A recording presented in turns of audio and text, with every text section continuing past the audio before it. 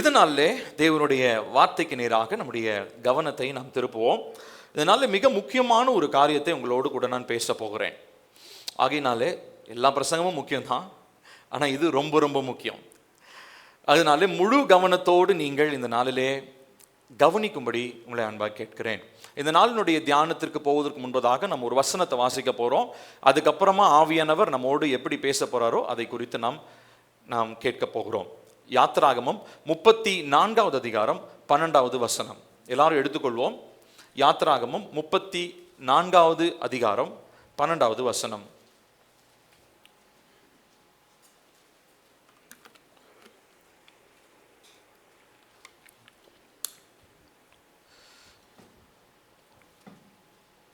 சேர்ந்து வாசிப்போம். நீ போய் சேருகிற தேசத்தின் குடிகளோடு உடன்படிக்கை பண்ணாதபடிக்கு எச்சரிக்கையாயிரு, பண்ணினால் அது உன் நடுவில் கண்ணியாய் இருக்கும். கண்களை மூடி நாம் ஜெபிக்க போகிறோம். பரிசுத்த ஆவியானவரே, இந்த வசனத்தை எங்களுக்கு எழுதி கொடுத்தவர் நீர்தான். எங்களோடு கூட நீர் இந்த நாளில் பேசும்படி உண்மை அன்பாய் அழைக்கிறோம். மனுஷனுடைய வார்த்தையை எங்க ஒருவரும் கேட்க வரல. உம்முடைய வார்த்தை, எங்களுடைய வாழ்க்கைக்கு தேவையான உம்முடைய வார்த்தைகளை நாங்கள் கேட்க வந்திருக்கிறோம். ஆகையினாலே நீர் பேசும், நாங்கள் கேட்கிறோம். உணர்வுள்ள இருதயத்தை தாரும், திறந்த செவியை கத்த தாரும். இங்கே நீங்க பேசுகிற வார்த்தையை திரித்து தேவையில்லாத விதத்தில் குழப்புகிறதான அசுத்த வல்லமைகளுடைய கிரியைகள் இயேசுவின் நாமத்தினாலே தேவ பிள்ளைகளுடைய மூளை பகுதியை விட்டு வெளியேறுவதாக. எல்லா விதமான கனநித்திரையும் எல்லா விதமான தூக்கத்தையும் நிர்விசாரத்தையும் இயேசுவின் நாமத்தினாலே வெளியேறும்படி கட்டளை எடுக்கிறேன். எல்லா எண்ணங்களும் இயேசு கிறிஸ்துவுக்கு கீழ்ப்படிய நாங்கள் சிறைப்படுத்துகிறோம். கர்த்தருடைய வார்த்தை கேட்க முடியாதபடி சிந்தையை சுற்றி கட்டப்பட்டிருக்கிற அரண்கள் இயேசுவின் நாமத்தில் உடைக்கப்படுவதாக. கர்த்தருடைய வார்த்தை திட்டவட்டமாய் பிரத்யட்சமாய் வெளிப்படையாக எங்கள் ஒவ்வொருவருக்கும் கர்த்தர் நீர் பேசும்படியாக ஆவியானவரை உம்முடைய வழிநடத்துதலுக்கு எங்களை முழுவதுமாய் அர்ப்பணிக்கிறோம். பரிசுத்தப்படுத்தும், நீரே உயர்ந்தரும். இயேசுவின் நாமத்தை கேட்கிறோம் நல்ல பிதாவே. இந்த வசனத்தில் நம்ம பார்க்கிறதான ஒரு வார்த்தை, எச்சரிக்கையாயிரு. நீ போய் சேருகிற தேசத்தின் குடிகளோடு உடன்படிக்கை பண்ணாதபடிக்கு எச்சரிக்கையாய் இரு. இந்த எச்சரிப்பு, இது ஒரு எச்சரிப்பின் செய்தியாக கர்த்தருடைய ஆவியானவர் சபையில் இருக்கிற நம்ம எல்லாருக்கும் கர்த்தர் இதை பேசுறார். இப்போ நம்ம யாரோட உடன்படிக்கை பண்ணுகிறோம்? இப்போ ஜெபத்தில் கூட நம்ம பார்த்தோம், நிறைய பேர் அறியாமல் சர்ப்பத்தோடு என்ன பண்ணியிருக்கிறாங்க?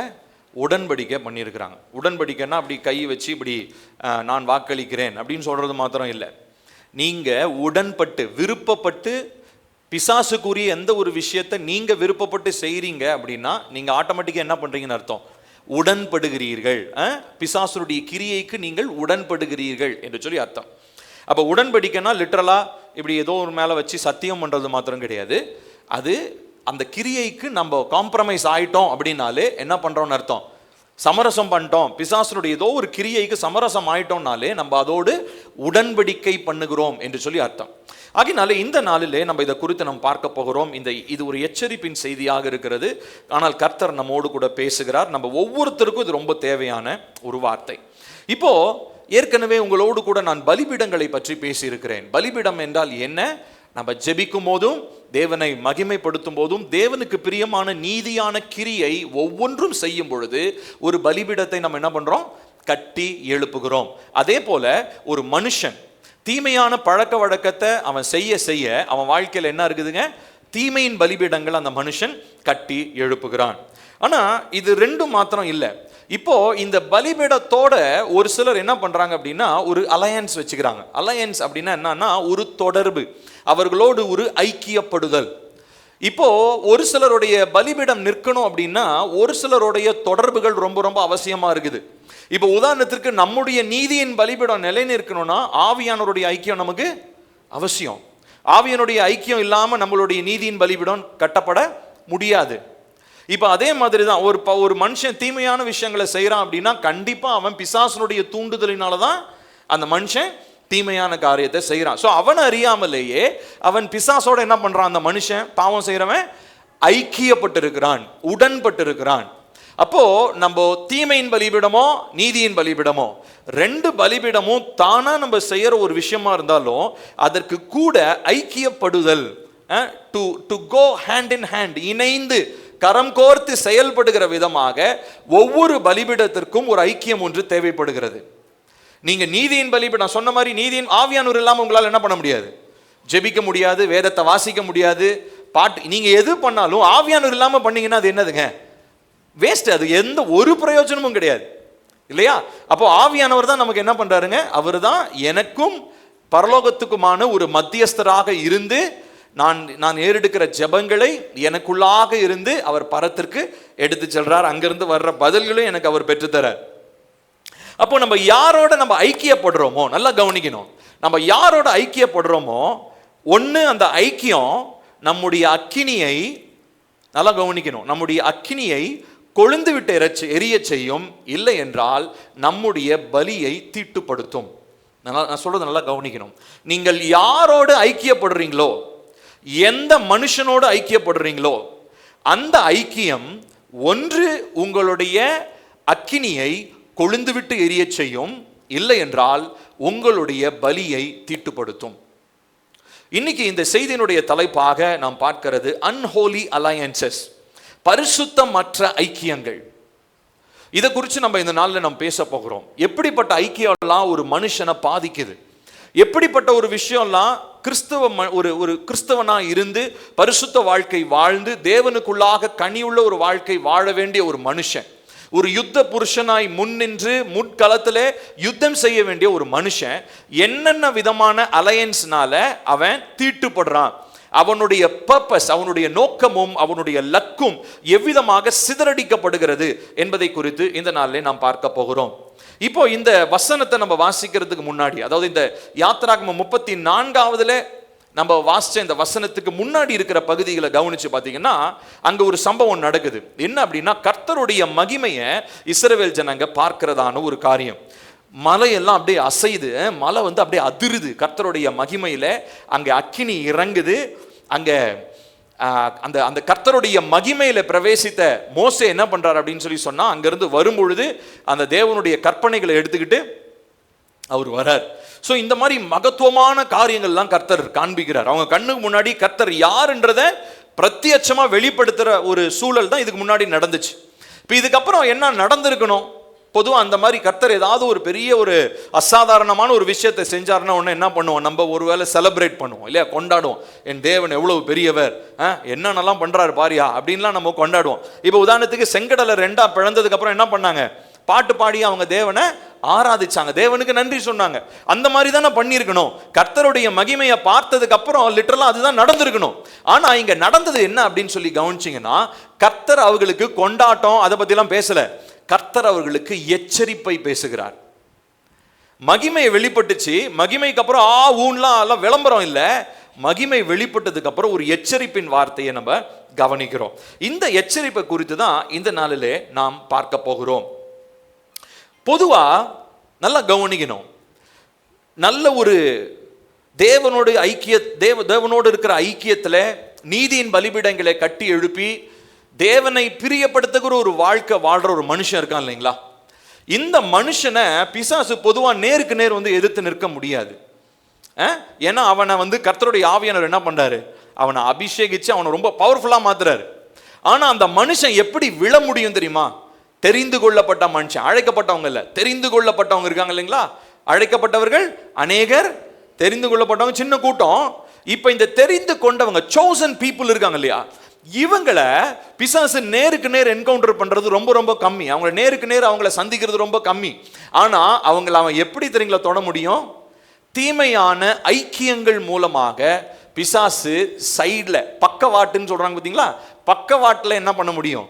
நுழைய முடியும். நீங்க நேர் வழியா வந்தா இது பிசாசுன்னு நமக்கு தெரிஞ்சிடும். இவன் எதிராளிப்பா, இவன் திருடவும் அழிக்கவும் கொல்லவும் வராயா அப்படின்னு நமக்கு தெரிஞ்சிடும். ஆனா சைடுல வரும்பொழுது, முகமூடி அணிஞ்சு வரும்பொழுது, உங்களுக்கு பரிச்சயமான ஐக்கியத்தோட வரும்பொழுது என்ன நடக்குதுன்னா, உங்களுடைய வாழ்க்கையில அது நீங்க பகுத்தறியலன்னு வச்சுக்கோங்களேன், என்ன ஆயிடுவோம்? விழுந்து போயிடுவோம். நம்முடைய ஐக்கியம் தீட்டுப்படுறோம். சரி, இப்ப நம்ம நல்லா கவனிக்கணும், பிசாசனுடைய ஒரு முக்கியமான ஒரு தந்திரம் இது. அப்போ சத்துரு கொடுக்கக்கூடிய ஒரு பெரிய ஒரு ஒரு ஒரு ஆயுதம் நம்ம தேவ பிள்ளைகளுக்கு விரோதமாக என்ன தெரியுங்களா? எதிர்ப்பு கிடையாது. It is compromise. It is not opposition but a compromise. எதிர்ப்பு என்பது பிசாசு பொதுவாக ஈஸியாக கொடுத்துட மாட்டான். ஆனால் காம்ப்ரமைஸ்ன்றது ஈஸியாக கொடுத்துருவான். நம்மளும் ஈஸியாக என்ன பண்ணிடுவோம்? செஞ்சிருவோம். நம்ம என்ன பண்ணுவோம்? ஓகேங்க, இது சாதாரணங்க, இது எல்லாருக்கும் நடக்கிறது தானே, எல்லாருக்கும் நடக்கிறது, எனக்கும் நடக்குது, எல்லாரும் பண்ண மாதிரி நானும் பண்ணேன். தேவ பிள்ளை நான் பண்ணக்கூடாதுன்னு வசனம் இருக்கும்போது எல்லாரும் உலகத்தில் இருக்கிறாங்க, எல்லாரும் பண்ணாங்க, நான் பண்ணேன்னா கண்டிப்பாக பிசாசு என்ன பண்ணுவான்? உள்ளே நுழைவான். இன்னைக்கு இதுக்காக நம்ம ஜெபிக்க போறோம். இந்த செய்தியினுடைய முடிவில் இந்த தீமையான ஐக்கியங்கள் நம்முடைய வாழ்க்கையை விட்டு, நம்முடைய பலிபீடங்களை பற்றி பிடிக்க நினைக்கிற அந்த பரிசுத்தமற்ற ஐக்கியங்கள் வெளியேறும்படியாக நாம் ஜெபிக்க போகிறோம். சரி, இப்போ முதலாவது ஒரு சில பகுதிகளாக நாம் பிரித்து இதை நாம் தியானிக்க போகிறோம். முதலாவது இந்த நீதியின் பலிபீடத்தை குறித்து நம்ம வாசிப்போம். ஆதியாகமம் 12வது அதிகாரம் 7-8 வசனங்கள். ஆதியாகமம் 12, 7-8. கர்த்தர் ஆபிரகாமுக்கு தரிசனமாகி உன் சந்ததிக்கு இந்த தேசத்தை கொடுப்பேன் என்றார். அப்பொழுது அவன் தனக்கு தரிசனமான கர்த்தருக்கு அங்கே ஒரு பலிபீடத்தை கட்டினான். பின்பு அவன் அவ்விடம் விட்டு பெயர்ந்து பெத்தேலுக்கு கிழக்கே இருக்கும் மலைக்கு போய் பெத்தேல் தனக்கு மேற்காகவும் ஆயி கிழக்காகவும் இருக்க கூடாரம் போட்டு அங்கே கர்த்தருக்கு ஒரு பலிபீடத்தை கட்டி கர்த்தருடைய நாமத்தை தொழுது கொண்டான். அப்படியே 35வது அதிகாரத்துக்கு வருவோம். அங்கு 1-3 வசனங்கள். 35, 1-3 வசனங்கள். தேவன் யாக்கோபை நோக்கி, நீ எழுந்து பெத்தேலுக்கு போய் அங்கே குடியிருந்து நீ உன் சகோதரனாகிய ஏசாவின் முகத்திற்கு விலகி ஓடி போகிற போது உனக்கு தரிசனமான தேவனுக்கு ஒரு பலிபீடத்தை உண்டாக்கு என்றார். அப்பொழுது யாக்கோபு தன் வீட்டாரையும் தன்னோடு கூட இருந்த மற்ற அனைவரையும் நோக்கி, உங்களிடத்தில் இருக்கிற அந்நிய தெய்வங்களை விலக்கி போட்டு உங்களை சுத்தம் பண்ணி கொண்டு உங்கள் வஸ்திரங்களை மாற்றுங்கள். நாம் எழுந்து பெத்தேலுக்கு போவோம் வாருங்கள். எனக்கு ஆபத்து நேரிட்ட நாளில் என் விண்ணப்பத்துக்கு உத்தரவு அருளி செய்து நான் நடந்த வழியிலே என்னோட கூட இருந்த தேவனுக்கு அங்கே ஒரு பலிபீடத்தை உண்டாக்குவேன் என்றான். நல்லா கவனிக்கணும். இப்போ நான் ஒரு சில விஷயத்தை நான் பின்னணியாக நான் சொல்ல போகிறேன், நீங்கள் நல்லா கவனிக்கணும். இப்போ இந்த முதல் வசன பகுதியில் ஆபிரகாமை பற்றி பார்க்குறோம். ஆபிரகாம் கிட்ட கர்த்தர் என்ன சொல்றாரு? ஒரு பலிபீடத்தை கட்டி எழுப்பு அப்படின்றார். ஓகே, ஆபிரகாம் ஈசாக்கு ஆச்சு, அப்புறம் ஈசாக்குலேருந்து யாக்கோபு வர்றாரு. இப்போ யாக்கோபு கிட்டையும் கர்த்தர் என்ன பண்ணுறாருன்னா ஒரு பலிபீடத்தை கட்ட சொல்றாரு. இப்போ நல்லா கவனிக்கணும். யாக்கோபு பலிபீடத்தை கட்டுறதுக்கு முன்னாடி ஒரு விஷயத்தை சொல்றாரு. அப்பொழுது யாக்கோபு 2வது வசனம், தன் வீட்டாரையும் தன்னோடு கூட இருந்த மற்ற அனைவரையும் நோக்கி, சேர்ந்து வாசிப்போம், உங்களிடத்தில் இருக்கிற அந்நிய தெய்வங்களை விலக்கி போட்டு உங்களை சுத்தம் பண்ணி கொண்டு உங்கள் வஸ்திரங்களை மாற்றுங்கள். நாம் எழுந்து பெத்தேலுக்கு போவோம் வாருங்கள். நல்லா கவனிக்கணும். இப்ப எல்லாரும் நீ பாருங்க, ஆபிரகாம், ஈசாக்கு, யாக்கோபு. ஆபிரகாமுடைய அப்பா தேராகு தான் விக்கிரக ஆராதனை செஞ்சுக்கிட்டு இருந்தார். அதுக்கப்புறத்துல இருந்து யாருமே விக்கிரகமே வணங்கல. ஆனா இங்க யாக்கோபு என்ன சொல்றாருன்னா, அவங்க பொண்டாட்டி பிள்ளைங்கிட்டலாம் ஒரு விஷயத்த சொல்றாரு, நீங்க சுத்தம் பண்ணிக்கிட்டு உங்களிடத்துல இருக்கிற அந்நிய தெய்வங்களை விலக்கி போட்டு. எந்த அந்நிய தெய்வம்? இவங்கெல்லாம் யாக்கோபின் தேவன், ஈசாக்கின் தேவன், ஆபிரகாமின் தேவன், யெகோவா தேவனை தானே இவங்க வணங்குனாங்க. எப்படி அந்நிய தெய்வம் வந்துச்சிங்க? நான் சொல்றது உங்களுக்கு புரியுதா? நான் கேட்குற கேள்வி உங்களுக்கு புரியுதுங்களா? இந்த கேள்வி நீங்கள் யோசிச்சு பாருங்க. எப்படி அந்நிய தெய்வம் வந்திருக்கும்? ஏன்னா அவங்களுக்கு சொரூபமே கிடையாது, விக்கிரக வணக்கமே கிடையாது. ஆனால் எப்படி அங்கே வந்துச்சு? இங்கே தான் ஒரு பின்னணியத்தை நீங்கள் புரிந்து கொள்ள வேண்டும். ஆதி காலத்தில் இப்போ நமக்கு பணம் இல்லைங்களா, ரூபா நோட் இருக்குது, காயின் இருக்குது. அதுக்கப்புறம் நம்ம இன்வெஸ்ட்மெண்ட்டுக்கு வேறு என்ன பண்ணுறோம்? கோல்டு. அப்புறம் இப்போ டிஜிட்டலாக கிரிப்டோ கரன்சி வந்துருச்சு. அதுக்கப்புறம் லேண்டு, அது இதுன்னு பல விதங்களிலே அவங்க என்ன பண்ணுறாங்க? முதலீடு, சேவ் பண்ணி வைக்கிறாங்க இல்லைங்களா?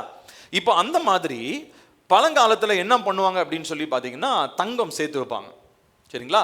தங்கம் இப்போ நம்மள மாதிரி காயின்லாம் அடிக்க மாட்டாங்க. அவங்க என்ன பண்ணுவாங்கன்னா, சின்ன சின்ன கற்கள், தங்கம் இதில் தான் தோண்டி தான் எடுக்கிறாங்க, சின்ன சின்ன கற்களாக இருக்கும். இப்போ இந்த கற்கள் எல்லாவற்றையும் எடுத்துகிட்டு வந்து என்ன பண்ணுவாங்க அப்படின்னா, எல்லாத்தையும் ஒன்றா வச்சு ஒரு அந்த ஆசாரி கிட்ட கொடுப்பாங்க. சரிங்களா? அந்த ஆசாரி வந்து என்ன பண்ணுவார்னா, அவர் ஒரு ஒரு உருவமாக அதை உருவாக்குவார். இப்போ நல்லா கவனிக்கணும், இவங்களுடைய நோக்கம் வந்து உருவத்தை வழிபடுறது கிடையாது. உருவத்தை வழிபடணுன்றதுக்காக அவங்க அதை செய்யலை. ஆனால் தங்கத்தை சேர்த்து வைக்கிறதுக்காக தங்க கற்கள் இருக்கு இல்லைங்களா, சின்ன சின்ன தங்க துகள்கள், அதை எடுத்து அங்க இருக்கிற ஆசாரிங்கிட்ட, அந்த ஆசாரி என்ன பண்றாருன்னா அது ஒரு ஒரு உருவமாக அதை உருவாக்குறார். சரிங்களா? ஒரு யானை மாதிரி, பூனை மாதிரி, மனுஷன் மாதிரி ஏதோ ஒரு உருவத்தில் அதை ஒரு சிலையாக அதை வடிவமைக்கிறார். இப்போ நல்லா கவனிக்கணும். இப்போ அதனுடைய நோக்கம் என்ன? தங்க சேமிப்பு. ஆனால் அது உருவாக்கப்பட்ட உருவம் என்ன? அது வழிபடக்கூடியதான ஒரு சிலை உருவத்தில் அது உருவாக்கப்பட்டுச்சு. இப்போ நிறைய நேரம் என்ன ஆயிடுச்சு அப்படின்னா, மற்ற ஊருக்காரங்கெல்லாம் இப்போ யாக்கோபனுடைய பிள்ளைங்களாம் யாரை வணங்கிட்டு இருக்கிறாங்க? யெகோவா தேவனை வணங்குறாங்க. உருவம் கிடையாது அவருக்கு. ஆனால் பக்கத்து ஊருக்காரங்களாம் என்ன பண்ணிட்டு இருக்கிறாங்க? ஆளாளுக்கு ஒரு சிலையை வச்சு என்ன பண்ணிட்டு இருக்கிறாங்க? வணங்கிட்டு இருக்கிறாங்க. அதனால நம்ம ஆட்களுக்கு என்ன வருது? நம்ம வீட்டில் தான் தங்கத்தில் என்ன பண்ணி வச்சிருக்கிறாரு அப்பா? சிலை செஞ்சு வச்சிருக்கிறாரு. அதையும் நம்ம என்ன பண்ணி பார்ப்போம்? கும்பிட்டு பார்ப்போம் அப்படின்னு சொல்லி நல்லா கவனிக்கணும். இவங்க வேணும்னு இதை பண்ணல, காம்ப்ரமைஸ் பண்ணி இதை கண்டு கொள்ளாமல் இதை என்ன பண்றாங்க அப்படின்னா, தங்கத்தை சேமிச்சு வைக்கிற ஒரு ஒரு ஒரு ஒரு பொருள் தான் அது. ஆனா அதுவே அவர்களுக்கு கண்ணியாக மாறினது. இதுக்கப்புறம் நீங்க படிச்சு பார்த்தீங்கன்னா, பழைய ஏற்பாட்டில் பல இடங்களில் விக்கிரக ஆராதனை பண்ணும் பொழுது அது பிசாசு இஸ்ரவேலை தொடுவதற்கு ஒரு லீகலான ஒரு வாசலா மாறிடுச்சு. ஆனா இஸ்ரவேலர்கள் விக்கிரக ஆராதனை பண்ணணும்னு பண்ணல, கானானுக்கு போய் விக்கிரக ஆராதனை பண்ணாங்க, அது வேற. ஆனா இந்த யாக்கோபு காலத்துல இருந்தது பாத்தீங்களா? இப்ப நம்ம வாசிக்கிறோம் பாத்தீங்களா, உங்களுடைய அந்நிய தெய்வங்களை சுத்திகரி. அப்ப என்ன அந்நிய தெய்வம் இருந்துச்சுன்னா, அந்த கோல்டு எல்லாம் எடுத்து அவங்க வச்சு ஒரு உருவம் பண்ணிட்டாங்க, அவ்வளவுதான். அது ஒரு மெமரபிளா இருக்கணும், காணாம போயிடணும் அப்படின்றதுக்காக ஒரு உருவமா பிடிச்சி வச்சாங்க. அந்த இந்த உருவங்கள்லாம் செய்து வைப்பாங்க பார்த்தீங்களா, அந்த மாதிரி ஒரு ஒரு அமைப்பில் செஞ்சு வச்சாங்க. ஆனால் அதுவே அவர்களுடைய குடும்பத்துக்கு என்னவா மாறிடுச்சு? கண்ணியாக, விக்கிரகமாக மாறிடுச்சு. இப்போ அதை தான் யாக்கோபு சொல்றாரு, உங்ககிட்ட இருக்கிற அந்நிய தெய்வங்களை எல்லாம் தூக்கி போடு. போட்டு என்ன சொல்றாரு பாருங்க, விலக்கி போட்டு உங்களை சுத்தம் பண்ணி கொண்டு உங்கள் வஸ்திரங்களை மாற்றுங்கள் அப்படின்னு சொல்லி சொல்றாரு. ஸோ இங்க ஒரு இடத்துல நல்லா புரிஞ்சு கொள்ளணும், இன்டென்ஷன் கரெக்டு தான். என்ன இன்டென்ஷன்? தங்கத்தை சேர்த்து வைக்கணும். ஆனா அந்த உருவம் என்னவா மாறிடுச்சுங்க? விக்கிரக வழிபாட்டுக்கு ஏதுவான ஒரு காம்ப்ரமைஸ், ஒரு ஒரு சமரசமாக அது மாறிவிட்டது. புரியுதுங்களா? இந்த மாதிரி பல இடங்கள்ல நம்ம பார்க்க முடியும். இப்போ ஆனா தேவன் என்ன பண்றாரு? யாக்கோபு கிட்டையும் சரி, முன்னாடி நம்ம 12வது அதிகாரத்தில் வாசிச்ச மாதிரி ஆபிரகாம் கிட்டையும் சரி, கர்த்தர் நீதியான பலிபீடத்தை கட்டி எழுப்பும்படியாக சொல்லுகிறார். ஸோ பலிபீடம் என்றால் என்ன? பரலோகம் பூமியை தொடுகிற இடம் தான் பலிபீடம். ஏற்கனவே அதை பத்தி நம்ம பேசியிருக்கோம் இல்லைங்களா? பரலோகமும் பூமியும் இன்டர்செக்ட்னா இணைகிற இடம் தான் என்னது? பலிபீடம். அப்ப நம்ம போய் ஜெபிக்கும் போது என்ன நடக்குது சொல்லுங்க? பலிபீடம் ஒண்ணு கட்டி எழுப்புறோம். பலிபீடம் கட்டி எழுப்பப்படும் போது பெத்தேலுக்கு யாக்கோபுக்கு பெத்தேல்ல ஒரு தரிசனம் வச்சுங்களா? என்ன தரிசனம்? தேவதூதர்கள் வானத்துக்கும் பூமிக்கும் ஒரு ஏணி இருந்துச்சுங்களா, அந்த ஏணியில தேவதூதர்கள் ஏறுவதையும் இறங்குவதையும் பார்க்கிறான். ஒரு ஒரு ஒரு வானத்தினுடைய வாசல் அவன் பார்க்கிறான். எதனால? அங்க ஏற்கனவே தேவனுக்கு பிரியமான ஒரு பலிபீடத்தை அவன் கட்டி எழுப்பினான். அப்போ பலிபீடம் கட்டி எழுப்பப்படுற இடத்துல அது பரலோகம் பூமிக்குள்ளாக தன்னுடைய சித்தத்தை செய்கிற ஒரு இடமாக மாறுகிறது. சரி, இப்போ நம்ம பிரேயர் டைம்ல நம்ம எலெக்ஷனுக்காக ஜோம் பண்ணோம். எதுக்காக ஜோம் பண்ணோம்? நம்ம பாட்டுக்கு நம்ம இஷ்டத்துக்கு இருக்கலாம் இல்லையா? எதுக்கு ஜோம் பண்ணுறோம்? ஏதோ சபைக்கு வந்த பொறுப்பா? இல்லை, அதெல்லாம் ஒரு பக்கம் இருக்கட்டும். சபையினுடைய பொறுப்பு, எங்கள் தேசத்துக்கு நல்ல ஒரு ஆட்சி தலைவர் வரணும், இதெல்லாம் ஒரு பக்கம் இருக்கட்டும். ஆனால் உண்மையாக நம்ம என்ன தெரியுங்களா பண்ணுறோம்? இணைந்து ஜெபிக்கும் போது பரலோகத்தில் இருக்கிறதான தேவனுடைய ராஜ்யத்தின் திட்டம் இந்த பூமியில நிறைவேறணும்னு சொல்லி நம்ம ஒரு லீகல் ஆக்சஸ் டோர், சட்டப்படியான ஒரு வாசல் என்ன பண்றோம்? நம்ம திறக்கிறோம். அப்ப நீங்க ஜெபிக்கும் போதெல்லாம் என்ன பண்றீங்க? ஒரு வாசலை திறக்கிறீங்க. என்னத்துக்கு வாசல் திறக்கிறீங்க? பரலோகம் உங்க வாழ்க்கைக்குள்ள வந்து கிரியை செய்வதற்கான ஒரு வாசல் நீங்க திறக்கிறீங்க. ஹல்லேலூயா. அப்ப பிரேயர் டைம் எவ்வளவு முக்கியம் பாருங்க. அந்த ஜெப நேரத்தை நம்ம அப்படிதான் பார்க்கணும். நீங்க இந்த இம்பார்ட்டன்ஸ், இந்த முக்கியத்துவத்தை புரிஞ்சிட்டீங்கன்னா உங்களுடைய ஜெப நேரத்தை சும்மா அப்படியே வீணடிச்சுக்கிட்டு வேடிக்கை பார்த்துட்டு ஜெப நேரத்தை நம்ம வேஸ்ட் பண்ண மாட்டோம். நம்ம ஜெபிக்கிற நேரம் பரலோகம் பூமியோடு இணைகிற நேரம், பரலோகத்தின் திட்டங்கள் பூமியில எழுதப்படுகிற நேரம். ஹல்லேலூயா. இப்படிதான் இந்த நீதியின் பலிபீடங்களை பழைய ஏற்பாட்டில் நம்ம பார்க்கிறோம். இப்போ இந்த நீதியின் பலிபீடத்துல 4 காரியங்கள் மறைந்திருக்கிறது. வேணுன்றவங்க எழுதிக்கோங்க. ஏற்கனவே இதை பேசியிருக்கோம், ஆனால் சுருக்கமாக 4 காரியங்களை சொல்ல போகிறேன். முதலாவது, இந்த பலிபீடத்திலே எப்பொழுதும் அக்கினி ஓயாமல் எரிந்து கொண்டே இருக்கும். இந்த அக்கினி பட்சிக்கிற அக்கினி, சுத்திகரிக்கிற அக்கினி, அது தொடர்ந்து எரிந்து கொண்டிருக்கிற உடன்படிக்கையின் அக்கினியாக இருக்கிறது. There is a fire that is constantly burning on this altar, on this righteous altar. முதலாவது அக்கினி. இரண்டாவதா அந்த பலிபீடத்திலே ஒரு சத்தம் ஒன்று இருக்கிறது. ஏற்கனவே இதெல்லாம் பேசியிருக்கேன், இருந்தாலும் நான் சுருக்கமா சொல்ல போறேன். பலிபீடத்திலே ஒரு சத்தம் ஒன்று இருக்கிறது. ஒவ்வொரு பலிபீடமும் பேசும். தெரியுமா உங்களுக்கு? நீங்க ஜெபித்த ஜெபம் அது ஒவ்வொன்றும் என்ன பண்ணுங்க, பேசும். என்னுடைய முற்பிதாக்கள், உதாரணத்துக்கு எங்க தாத்தா எனக்காக ஜெபித்த ஜெபம் என்ன பண்ணும், எனக்காக இன்னும் பேசுகிறது. சரிங்களா? அப்போ அந்த பலிபீடம் ஒவ்வொன்றுக்கும் ஒரு சத்தம் இருக்கிறது. அந்த சத்தம் என்ன பண்ணுது தெரியுங்களா? பேசுவது மாத்திரமல்ல, அந்த பகுதி யாருக்கு சொந்தமானதுன்னு சொல்லி அது வெளிப்படுத்துகிறது. இப்போ நீங்க ஒரு இடத்துல, இப்போ உதாரணத்திற்கு ஒரு இடத்துல உங்க வீட்டில் ஒரு ஹாலில் உட்காந்து நீங்க ஜெபம் பண்றீங்க, அதுதான் உங்களுடைய பிரேயர் பிளேஸ்னு வச்சுக்குவோம். கான்ஸ்டன்டா நீங்க அங்கதான் உட்காந்து ஜெபம் பண்றீங்க. இப்போ அந்த இடத்துக்குள்ள பிசாசு வர முடியாது. ஏன்னா அந்த இடத்தை நீங்க ஜெபித்து அந்த இடத்துல ஒரு பலிபீடத்தை கட்டி எழுப்பியிருக்கீங்க இல்லையா? அந்த பலிபீடம் என்ன பண்ணுதுன்னா, இந்த இடம் பரிசுத்த பூமி, இங்க எந்த தீமையின் வல்லமையும் இருக்க முடியாதுன்னு சொல்லி அந்த இடம், அந்த இடத்துல இருக்கிற பலிபீடம் என்ன பண்ணும் தெரியுங்களா? ஆவி மண்டலத்துல பேசுகிறது. நிறைய பேர் நம்மளுடைய சபைக்குள்ள வருவாங்க, ரட்சிக்கப்படாதவங்க. அன்னைக்கு ஒரு நாள் ஒரு தெரிஞ்ச ஒரு ஃபேமிலி ஒருத்தவங்க வந்திருந்தாங்க, ரொம்ப ஒரு இடத்துக்கு முன்னாடி. அவங்க ஒரு பெரிய யூனிவர்சிட்டியில இருக்கக்கூடிய ஒரு பெரிய டாக்டர் அவங்க. ஆனா அவங்களால நல்லா தான் இருந்தாங்க. ஆனா அவங்களால ஆராதனையில் ஒரு 5 நிமிஷம் கூட, அவங்க இதான் ஃபர்ஸ்ட் டைம் வராங்க, ஆனா ஆராதனையில் ஒரு 5 நிமிஷம் கூட அவங்களால உட்கார முடியல. தலைவலிக்குதுங்க, ரொம்ப தலைவலியா இருக்குது. நம்ம என்ன அவ்வளோ சத்தமா வச்சிருக்கோம் இல்லை, பாஸ்டர் பிரசங்கம் தான் பண்ணிட்டு இருக்காரு. வெளியே அந்த பாஸ்டர் பிரசங்கம் பண்ணி முடிக்கிறதுக்குள்ள ஒரு 10 டீ குடிச்சிருப்பாங்க. ஏன்னா அவ்வளோ தலைவலிக்குது, தலைவலியா இருக்கு. ஏன் உள்ள ஏன்னா அங்க நீதியின் பலிபீடம் கட்டி எழுப்பப்படுற இடத்துல அந்த பலிபீடம் பேசிக்கிட்டே இருக்கும். என்ன சொல்லும்னா, இங்க நீ இருக்க முடியாது, இங்க உன்னுடைய தீமையின் செயல்கள் இருக்க முடியாது, உன்னுடைய அசுத்த கிரியைகள் இங்க இருக்க முடியாது.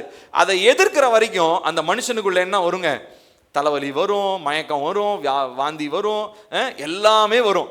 காரணம் என்ன? அவங்களுக்குள்ள இருக்கிறதான தீமையின் பலிபீடமோ இங்க இருக்கிறதான நீதியின் பலிபீடமோ என்ன பண்ணுதுங்க, உரத்த சத்தமா பேசிக்கிட்டே இருக்குது. ஹல்லேலூயா. அப்போ பலிபீடம் என்ன பண்ணுதுன்னா சத்தம். அந்த சத்தம் என்ன பண்ணும், இது என்னுடைய ப்ராப்பர்ட்டி, இங்கே கர்த்தருடைய மகிமை இருக்கிற இடம். அப்ப நீங்க ஜெபிக்க உங்களுடைய வீட்டிலே பலிபீடத்தை கட்டி எழுப்பும் பொழுது உங்களை சுற்றி நெருங்கி நிற்கக்கூடிய மற்ற எல்லா பலிபீடங்களுக்கும் மேலாக உங்களுடைய பலிபீடம் பேச ஆரம்பிக்கும். மூன்றாவதாக பலிபீடம் என்பது ஒரு பரிமாற்றம் நடக்கிற இடம். Transaction happens at an altar. So பலிபீடம், இப்போ நம்ம ஏற்கனவே வாசிச்சோம், நம்ம பெத்தேலுக்கு பெத்தேல்ல யாக்கோபுக்கு தரிசனம் வந்தது இல்லைங்களா? தேவ தூதர்கள் ஏறுகிறதும் இறங்குகிறதும். ஸோ இது ஒன் வே டிராஃபிக் இல்லை, ரெண்டுமே நடக்குது. இங்க இருந்து ஜெபமும் மேல போகுது, ஜெபத்திற்கான பதிலும் கீழே வருது. தேவனை துதிக்கிற துதியின் சத்தம் மேல போகிறது, கர்த்தருடைய மகிமை பிரத்யட்சமாக கீழே இறங்கி வருகிறது. அப்ப பலிபீடத்திலே மூன்றாவதா பரிமாற்றம் நடந்து கொண்டே இருக்கிறது. நான்காவதாக பலிபீடத்திலே முக்கியமான தகவல்கள் பாதுகாக்கப்படுகிறது. An altar has a memory. அந்த பலிபீடத்திலே ஒரு நினைவாற்றல் ஒன்று இருக்கிறது. அந்த நினைவாற்றல்ல இங்க யாரு ஜெபித்தாங்க, இங்க யாரு ஜெபித்து வாசல்களை திறந்தாங்க, என்ன ஆக்சஸ் பாயிண்ட்ஸ் இங்க ஓபன் பண்ணப்பட்டுச்சு, என்ன தீமையின் வாசல்கள் மூடப்பட்டுச்சு, என்னென்ன தேவனுக்குரிய தேவன் மகிமையின் ராஜா அந்த நுழையக்கூடிய என்னென்ன வாசல் திறக்கப்பட்டது என்கிறதான எல்லா டீடைலும் அந்த ஆல்டர்ல இருக்கும். நீங்க ஜெபிக்க, நீங்க அந்த இடத்துக்கு, அதனால தான் நிறைய இடங்களுக்கு நான் பார்த்துருக்கேன். ஒரு சில இடங்களுக்கு இந்த பிரேயர் நிரம்பின இடங்களுக்கு நீங்க போனீங்கன்னு வச்சுக்கோங்களேன், அந்த இடத்துல போனாலே நமக்கு அந்த அட்மாஸ்பியரே மாறும். நான் அதை உணர்ந்துருக்கிறேன். போன வாரத்தில் நானும் என்னுடைய மனைவி ஒரு இடத்துக்கு போயிருந்தோம். அது ஒரு ப்ரேயர் கேம்ப் சைட். அது நாங்கள் அங்கே போய் ஸ்டே பண்ணியிருந்தோம். அது ரொம்ப அழகான, அது வெறும் கணவன் மனைவி மாத்திரம் தங்குகிறதான ஒரு ரூம் அது. ஆனால் எத்தனையோ ரூம்ஸ் போயிருப்போம், லாட்ஜஸ் போயிருக்கிறோம், ஹோட்டல்ஸ்லாம் போய் தங்கியிருக்கிறோம். ஆனால் எங்கேயுமே போய் பார்க்க முடியாத, உணர முடியாத ஒரு தெய்வீக பிரசன்னத்தை அந்த அறைக்குள்ளே போனோடனே என்னால் உணர முடிந்தது. காரணம் என்ன தெரியுங்களா? அந்த அறையில் வெறுமனே ஜெபம் மாத்திரம் தான் நடந்திருக்குது. அங்கே வந்த தம்பதியினர், அங்கே வந்த ஊழியக்கார தம்பதியினர் எல்லாமே ஜெபிக்க மட்டும்தான் அந்த இடத்துக்கு வந்தாங்க. இப்போ அந்த இடத்துல போன உடனே எனக்கு அவ்வளோ ஃப்ரீயாக இருந்துச்சு. ஒரு 2 நாள் நானும் என்னுடைய மனைவியும் அங்கே இருந்து நாங்கள் ஸ்டே பண்ணி நாங்கள் ஜெபம் பண்ணிட்டு இருந்தோம். இப்போ நான் எதுக்காக நான் சொல்ல வரேன்னா, இந்த மாதிரி ஒரு இடத்துல கட்டப்படுகிற அந்த பலிபீடத்திலே 4 இருக்கிறது. முதலாவது என்ன சொன்னாங்க? அக்கினி. எப்பொழுதுமே எரிந்து கொண்டே இருக்கும். அடுத்ததாக சத்தம் இருக்கிறது என்று சொல்லி சொன்னேன். மூன்றாவதாக பரிமாற்றம் நடக்கிறது. நான்காவதாக அதுல நினைவாற்றல் இருக்கிறது. அங்க என்னென்னலாம் நடந்தது அப்படின்றது அந்த பலிபீடத்திலே செயல்பட்டு கொண்டே இருக்கிறது. சரி, இப்போ இந்த பலிபீடத்தை உடைக்க முடியாது, நீதியின் பலிபீடத்தை உடைக்க முடியாது. ஆனா நீதியின் பலிபீடத்தை காம்ப்ரமைஸ் பண்ண முடியும். இப்பதான் நம்ம மெயினான பார்ட்டுக்குள்ள வரப்போறோம். நீதியின் பலிபீடத்தை பத்தி இவ்வளவு நேரம் சொல்லிட்டேன். இப்ப நீதியின் பலிபீடத்தை நான் சொன்ன மாதிரி நேரடியா நேருக்கு நேர் வந்து என்ன பண்ண முடியாது. இப்ப தாகோனும் உடன்படிக்கை பெட்டியும் இருந்துச்சுங்க. தாகோனால என்ன பண்ண முடியல, உடன்படிக்கை பெட்டி முன்னாடி நிக்க முடியல. அது கீழே விழுந்து முதல் நாள் ஃபர்ஸ்ட் விழுந்துச்சு. செகண்ட் டே விழும்போது அதனுடைய தலையும் அதனுடைய கைகளும் துண்டிக்கப்பட்டு கீழே விழுது. அப்ப காரணம் என்ன, நேருக்கு நேர் தேவனுடைய நீதியின் பலிபீடத்துக்கு முன்னாடி தீமையின் பலிபீடம் நிக்க முடியாது. ஆனா என்ன பண்ண முடியும் அப்படின்னா, தந்திரமாக தேவ பிரசன்னத்தை மழுங்கடிக்கும்படியாக, தேவனுடைய நீதியின் பலிபீடத்தை சமரசம் பண்ணும்படியாக தந்திரமான உறவுகளையும் ஐக்கியங்களையும் என்ன பண்ண முடியும், பிசாசனால கொண்டு வர முடியும். அதுக்கு ஒரு சிறந்த ஒரு உதாரணத்தை நான் சொல்றேன். இப்போ பீலேயாம் பாலாக் அப்படின்னு 2 பேர் இருந்தாங்க. பீலேயாம்ன்றது ஒரு தீர்க்கதரிசி, பாலாக்ன்றவர் யாரு, ராஜா. அவர் என்ன பண்றாருன்னா, கூப்பிட்டு இஸ்ரவேல் ஜனங்களை நீ சபி, ஏன்னா வாயை திறந்து நீ சொன்னினாலே நீ சொல்றதெல்லாம் நடக்குது, அதனால நான் சொல்றதை செய், நான் உனக்கு எல்லாம் கொடுக்குறேன், கேட்குற காசு பணம் நகை எல்லாம் கொடுக்குறேன் அப்படின்னு சொல்றாரு. பார்த்தா இவர் பீலேயாம் போறாரு. ஃபர்ஸ்ட் ஆண்டவர் வேணான்றாரு, அப்புறம் போறாரு. அந்த சம்பவம்லாம் நமக்கு தெரியும். ஆனா போன உடனே அங்க சபிக்கணும்னு நினைச்ச இடத்துல போய் ஆசீர்வாதமா சொல்லிட்டு இருக்கிறாரு. எல்லாம் முடிஞ்சிருச்சு. கடைசியா 2-3 டைம் அங்கங்களை கடைசியா பீலேயாம் கும்பிடு போடுறார். சாமி நீ சபிக்கவும் வேணாம் ஆசீர்வதிக்கும், வாய் மூடிட்டு கொஞ்சம் சும்மா இரு அப்படின்றார். ஆனா இந்த பீலேயாம் ஒரு விஷயம் பண்றாரு. என்ன பண்றாருன்னா, இவனுங்களை நேருக்கு நேர் நின்று என்ன பண்ண முடியாது என்னால, ஏன்னா தேவன் ஆசீர்வதிக்கும்படி திட்டம் கொண்டவங்களா நான் என்ன பண்ண முடியாது, சபிக்க முடியாது.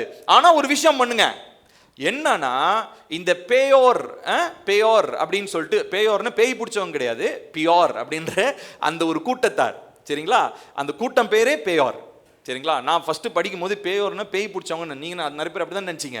ஆமா, பேய் பிடிச்சவங்க கிடையாது, பியோர் அப்படின்ற ஒரு கூட்டத்தார்.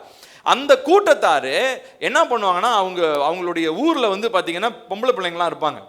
இவங்களை வந்து நேருக்கு நேரில் நின்று கன்ஃபரண்ட் பண்ணி இவங்களை எதிர்க்க முடியாது.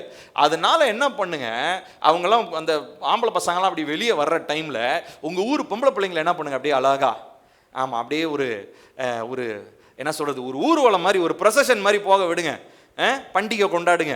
அந்த பசங்களாம் என்ன பண்ணிடுவானுங்க, ஆஹா நம்ம ஊர் பொண்ணுங்களை விட இந்த ஊர் பொண்ணுங்களாம் ரொம்ப அழகா இருக்கேயா அப்படின்னு சொல்லி அவனுங்க வந்து என்ன பண்ணுவானுங்க, உங்க ஊர் பிள்ளைங்களோட அவங்க சேருவானுங்க. அது போதும், தேவன் நினைச்சதான ஆசீர்வாதத்தின் திட்டம் என்ன ஆயிடும், இஸ்ரவேல்ல தடைப்பட்டுரும். ஏன்னா நேருக்கு நேர் கன்ஃபரண்ட் பண்ண முடியல. ஆனா என்ன பண்ணலாம், அவங்கள மயக்கி ஏதோ ஒரு விதத்துல அவங்களுக்கு ஒரு ஐக்கியத்தை ஏற்படுத்தி, ஒரு அன்ஹோலி பரிசுத்தமற்ற ஒரு ஐக்கியத்தை உள்ள கொண்டு வந்து அவங்களுடைய ஆசீர்வாதத்தை என்ன பண்ணிடலாம், தடை பண்ணிடலாம் அப்படின்னு சொல்லி பீலேயாம் அப்படிப்பட்ட ஒரு மாஸ்டர் பிளானை போட்டு செய்யறான். அதே மாதிரி நடக்குது. பாருங்களேன், இஸ்ரவேல் ஜனங்களுக்கு நேருக்கு நேர் நின்று சண்டை போட தெரிஞ்சவங்களுக்கு பக்கவாட்டில் வந்ததான பிசாசனுடைய ஐக்கியங்களை பத்தி அவங்களுக்கு தெரியல. இப்போ நிறைய நேரம் நம்மளுடைய வாழ்க்கையில் இதே தான் பிரச்சனை. இப்போ அந்த அன்ஹோலி அலையன்ஸை பத்தி ஒரு சில விஷயம் நான் சொல்றேன். முதலாவது யோசுவால நம்ம ஒரு பகுதியை வாசிக்கிறோம். யோசுவா 9வது அதிகாரம் 14-15. யோசுவா 9:14-15. அப்பொழுது இஸ்ரவேலர் கர்த்தருடைய வாக்கை கேளாமல் அவர்களுடைய போஜன பதார்த்தத்தில் சிறிது வாங்கி கொண்டார்கள். யோசுவா அவர்களுடைய சமாதானம் பண்ணி அவர்களை உயிரோடு காப்பாற்றும் உடன்படிக்கை அவர்களோடு பண்ணினான். அதற்கு சபையின் பிரபுக்கள் அவர்களுக்கு ஆணையிட்டு கொடுத்தார்கள். இங்க கிபியோனியர்னு ஒருத்தங்க இருந்தாங்க.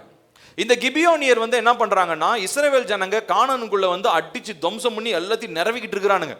இப்போ அதனால இவனுங்க கையில சிக்கணும்னா நம்மளையும் சின்ன பின்னமா ஆக்கிடுவானுங்க.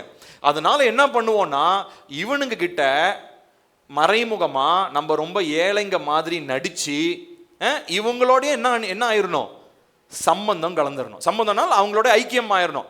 அவங்களுக்கு ஏதோ ஒன்று அட்லீஸ்ட் நம்ம உயிர் பிழைச்சா போதும் இல்லையா. ஏன்னா எரிகோ அது இது எல்லாத்தையும் என்ன பண்ணிட்டு இருக்காங்க, அடிச்சு கொண்டுட்டு இருக்காங்க. குழந்தை என்ன ஒன்றும் பாரபட்சம் பார்க்கறதே இல்லை, எல்லாத்தையும் நிரவிட்டு இருக்காங்க. இப்போ அதுக்கு மத்தியில் இந்த கிபியோனியர் பிழைக்கணும்னா அவனுக்கு ஒரு தந்திரமான ஒரு யோசனை சொல்றாங்க. என்ன பண்ணலாம், நம்ம அப்படியே பழைய ஒரு கிழிஞ்சு போன ட்ரெஸ்ஸை போட்டுக்கிட்டு அப்போல்லாம் காஞ்சி போன ஒரு ரொட்டி எடுத்துக்கிட்டு, தண்ணி இல்லாத ஒரு துருத்தி எடுத்துக்கிட்டு, பாங்க நாங்கள் ரொம்ப தூரத்துலேருந்து வரோம், எங்களுக்கெல்லாம் சாப்பாடு இல்லை, தண்ணி இல்லை, எங்களுக்கு எப்படியாவது உங்கள் ஊரில் தங்குறதுக்கு இடம் கொடுங்கன்னு சொல்லி கெஞ்சுறாங்க. இப்போ நல்லா கவனிக்கணும், இங்கே இந்த வசனத்தில் வாசித்தோம், உடனே இஸ்ரவேலர் போய் தேவ சமூகத்தில் போய் என்ன கேட்கலைங்களா? தேவனுடைய வாக்கை அவங்க கேட்கல. ஆண்டவரே, இவங்களோட நாங்க காம்ப்ரமைஸ் பண்ணலாமா, இவங்களோட இணங்கி போலாமான்னு இவங்க கேட்கவே இல்லை. கிபியோனியருக்கோட இவங்க ஏன்னா தேவன் என்ன சொல்றாரு? நீங்க பரிசுத்தமான ஜனம், உங்களோடு கூட யாரும் சேரக்கூடாதுன்னு சொல்றாரு, யாரும் சேர்றதுக்கு நீ அலோவ் பண்ணாதன்றாரு. ஆனா இவங்க தேவனிடத்துல கேட்காமலேயே கிபியோனியரோட என்ன பண்றாங்க? ஒரு உடன்படிக்கை பண்றாங்க. அதுக்கப்புறம் பாத்தீங்கன்னா அவங்கள அழிக்கணும்னு இப்ப, ஏன்னா உடன்படிக்கை பண்ணியாச்சு. தேவனுடைய வார்த்தை என்ன? மோசேவின் மூலமா கானான்ல இருக்கிறதான எல்லாரும் என்ன பண்ணணும்? நீ அழிச்சிடணும். ஆனா இப்ப இவங்களை அழிக்க முடியல. ஏன்? தேவன்கிட்ட கேட்காமலேயே இவங்க கிட்ட என்ன பண்ணி கொடுத்தாச்சு? ஒரு வாக்குறுதி பண்ணி கொடுத்தாச்சு. அதனால இப்ப அவங்கள அழிக்க முடியல. இப்ப புரியுதுங்களா இஸ்ரவேலுக்குள்ள ஏன் திரும்ப திரும்ப விக்கிரகம் உள்ள வந்துச்சுன்றது காரணம் என்ன தெரியுமா? அவங்க நேர்முகமா வந்து எதிரியை பார்த்து அடிச்சு விரட்டிட்டாங்க. ஆனா பக்கவாட்டில் நுழைஞ்சதான பரிசுத்தமற்ற உறவுகளை, ஐக்கியங்களை அவங்களால என்ன பண்ண முடியல? இனம் கண்டு கொள்ள முடியல. அதனால அவங்க பிசாசனுடைய தாக்கத்திற்கு அவர்கள் விலை போனார்கள். சொல்றது உங்களுக்கு புரியுதுங்களா? அடுத்து இன்னொரு பகுதி வாசிக்கலாம் பாருங்க. இங்க ஒருத்தர் மனுஷர் இருக்கிறார். 1 ராஜாக்கள் 11:1-4. 1 ராஜாக்கள் 11:1-4.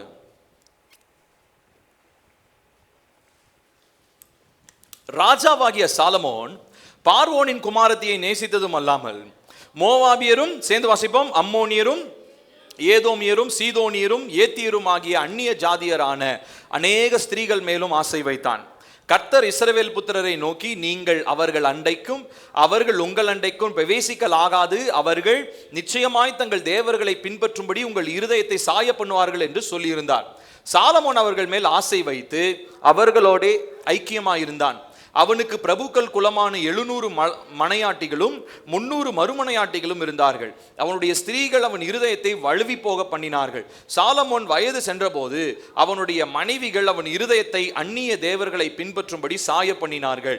அதனால் அவனுடைய இருதயம் அவன் தகப்பனாகிய தாவீதின் இருதயத்தை போல் தன் தேவனாகிய கர்த்தரோடு உத்தமமாய் இருக்கவில்லை. நல்லா கவனிக்கணும், எவ்வளோ ஃபயரான ஒரு மனுஷன் யாரு? சாலமோன். சாலமோன் வந்து, அதாவது ஆண்டவரே பார்த்து அவனை மெச்சிக்கிறாருன்னா பார்த்துக்கோங்க. மற்றவங்களாம் என்னென்னலாம் கேட்பான், நீ என்னத்தை கேட்டிருக்கிற? ஞானத்தை கேட்டிருக்கிற, அதனால நீ கேளாத ஐஸ்வர்யத்தை என்ன பண்ற உனக்கு தரேன்னு சொல்றாரு.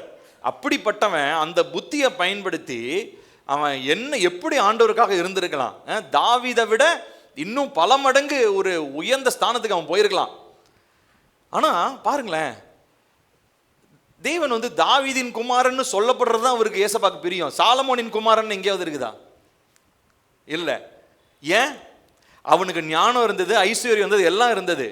ஆனா அவனுடைய இருதயம் தேவனோடு சரியா இல்லை. காரணம் என்ன அப்படின்னா, தேவன் செய்ய வேண்டான்னு சொன்ன ஐக்கியத்தோட என்ன பண்றான்? அந்த பெண்களோடு கூட அவிசுவாசி வேண்டாம்பா, வேண்டாம், வேண்டவே வேண்டாம் அப்படின்னு சொல்றாரு. ஆனா அதுதான் பண்றான். அவங்க என்ன பண்றாங்களா? அவங்களுடைய விக்கிரகத்தை வணங்கும்படியாக. புத்தி கெட்டவன். சரி, கல்யாணம் பண்ணி தொலைச்ச, போய் தொலைய வேண்டியதானே. இஸ்ரவேலையே அசுத்தத்துக்குள்ள நடத்தும்படி அவன் பொண்டாட்டிங்களுக்காக என்ன பண்றான்? விக்கிரக கோயிலை கட்டுறான். வேற ஊர்ல போய் கட்டியிருக்கலாம். தேவனுடைய வீடா அவனுக்கு கிடைச்சது. பாருங்களேன், யோசிச்சு பாருங்களேன். தேவனுக்கு ஆலயத்தை கட்டின அதே மனுஷன் இங்க பரிசுத்தமற்ற ஐக்கியத்தினாலே விக்கிரகங்களுக்கு கோவில்களை கட்டுறான். இப்போ நல்லா கவனிக்கணும் பிரியமானவர்களே. நான் எதுக்காக அதை சொல்ல வரேன்னா, நான் சொன்ன மாதிரி பிசாசு நேருக்கு நேர் வந்து அடிச்சு விரட்டிடுவோம் நம்மளாம். ஆனா பிசாசு அப்படிலாம் நம்ம கிட்ட வர்றதில்லை. இந்த மாதிரி கண்ணுக்கு தெரியாம சமரசம் பண்ற மாதிரி, அப்படியே விட்டு கொடுத்து அப்படியே போகிற மாதிரி, அப்படியே லைட்டா கொஞ்சம் அட்ஜஸ்ட்மெண்ட்ஸ்ல பரிசுத்தமற்ற காரியங்களை பிசாசு என்ன பண்றான் தெரியுமா? நம்ம ஒவ்வொருத்தருடைய வாழ்க்கையிலும் கொண்டு வரான். 2 கொரிந்தியர் 6:14 நம்ம வாசிக்கிறோம். 14-17 மார்க் பண்ணிக்கோங்க.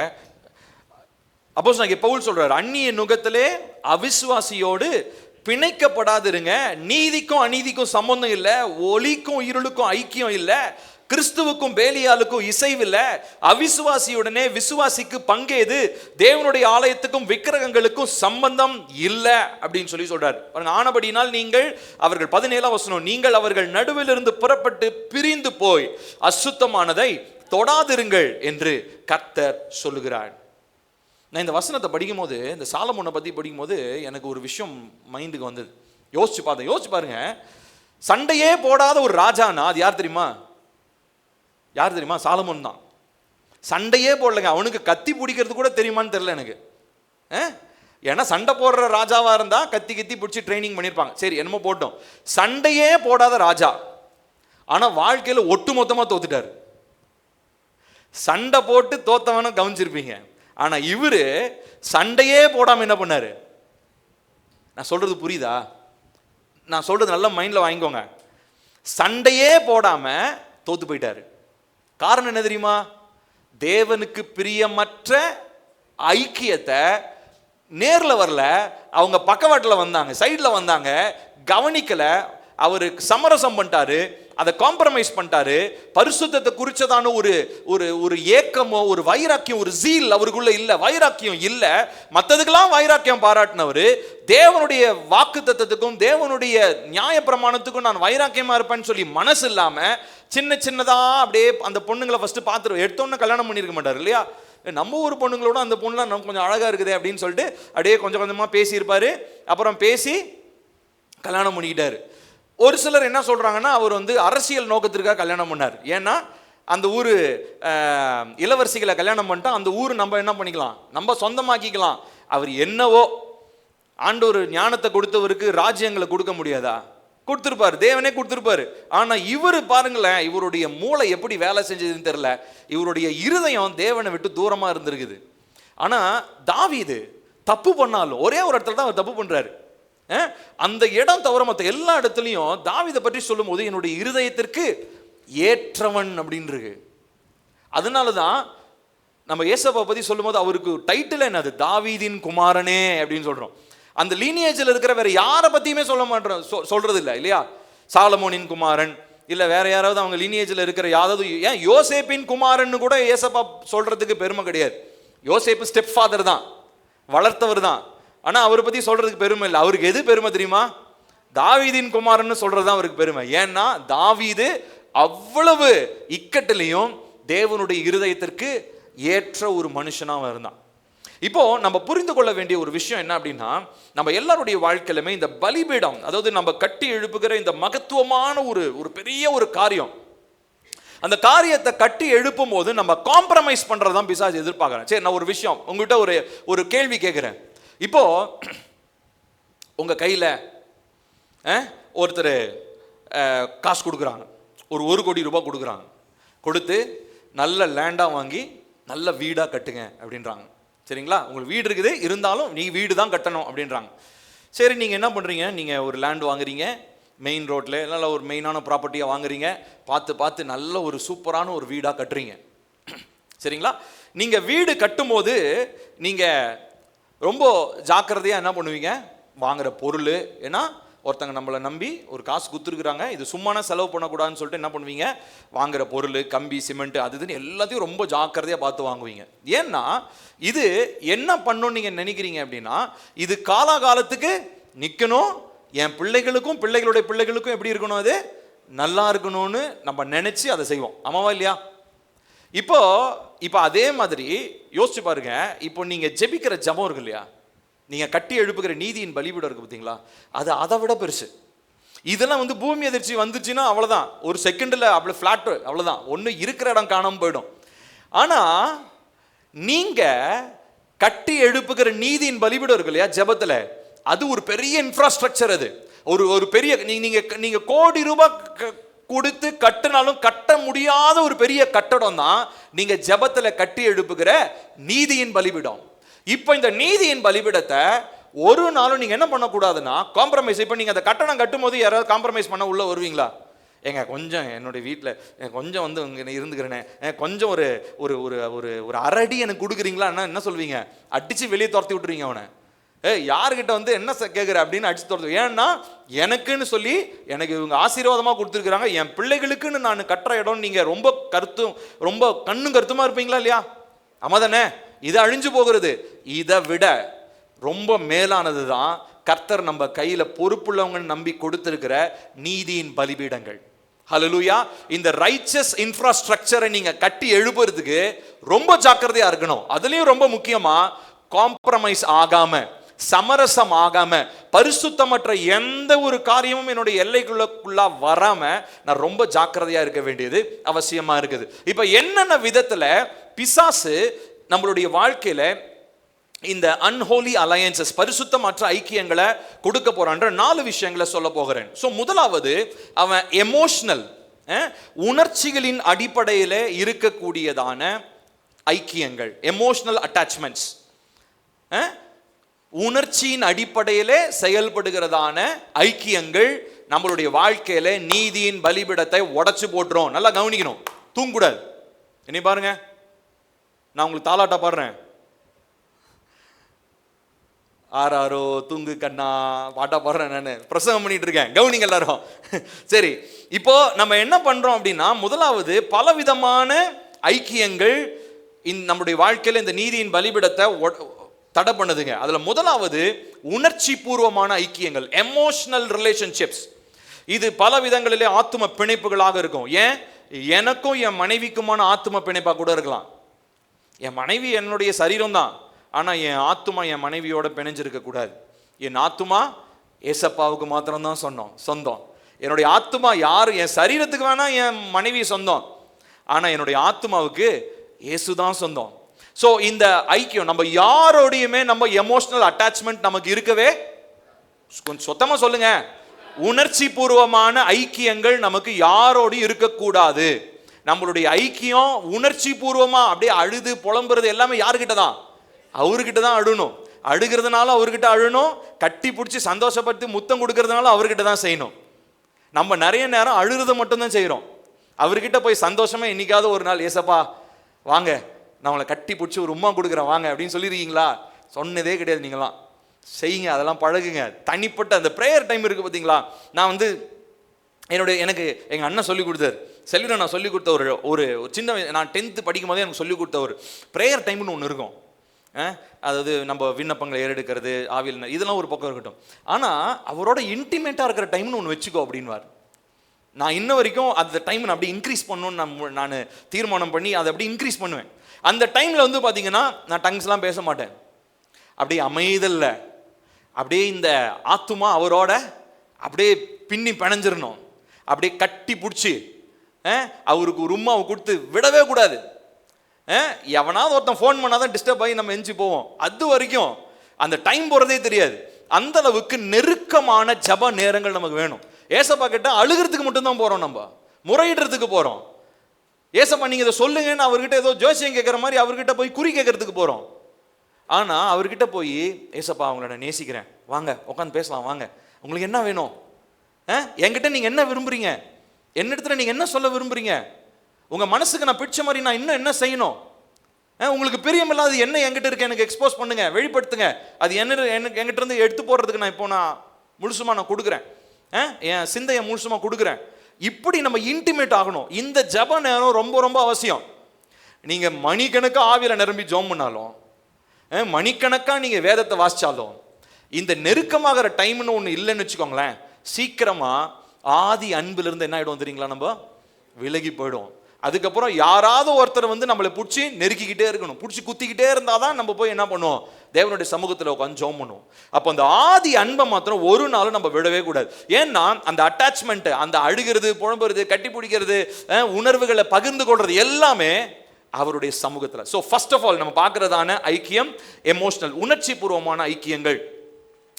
சில ஐக்கியங்கள் நம்மளை அப்படியே உறிஞ்சிடும்.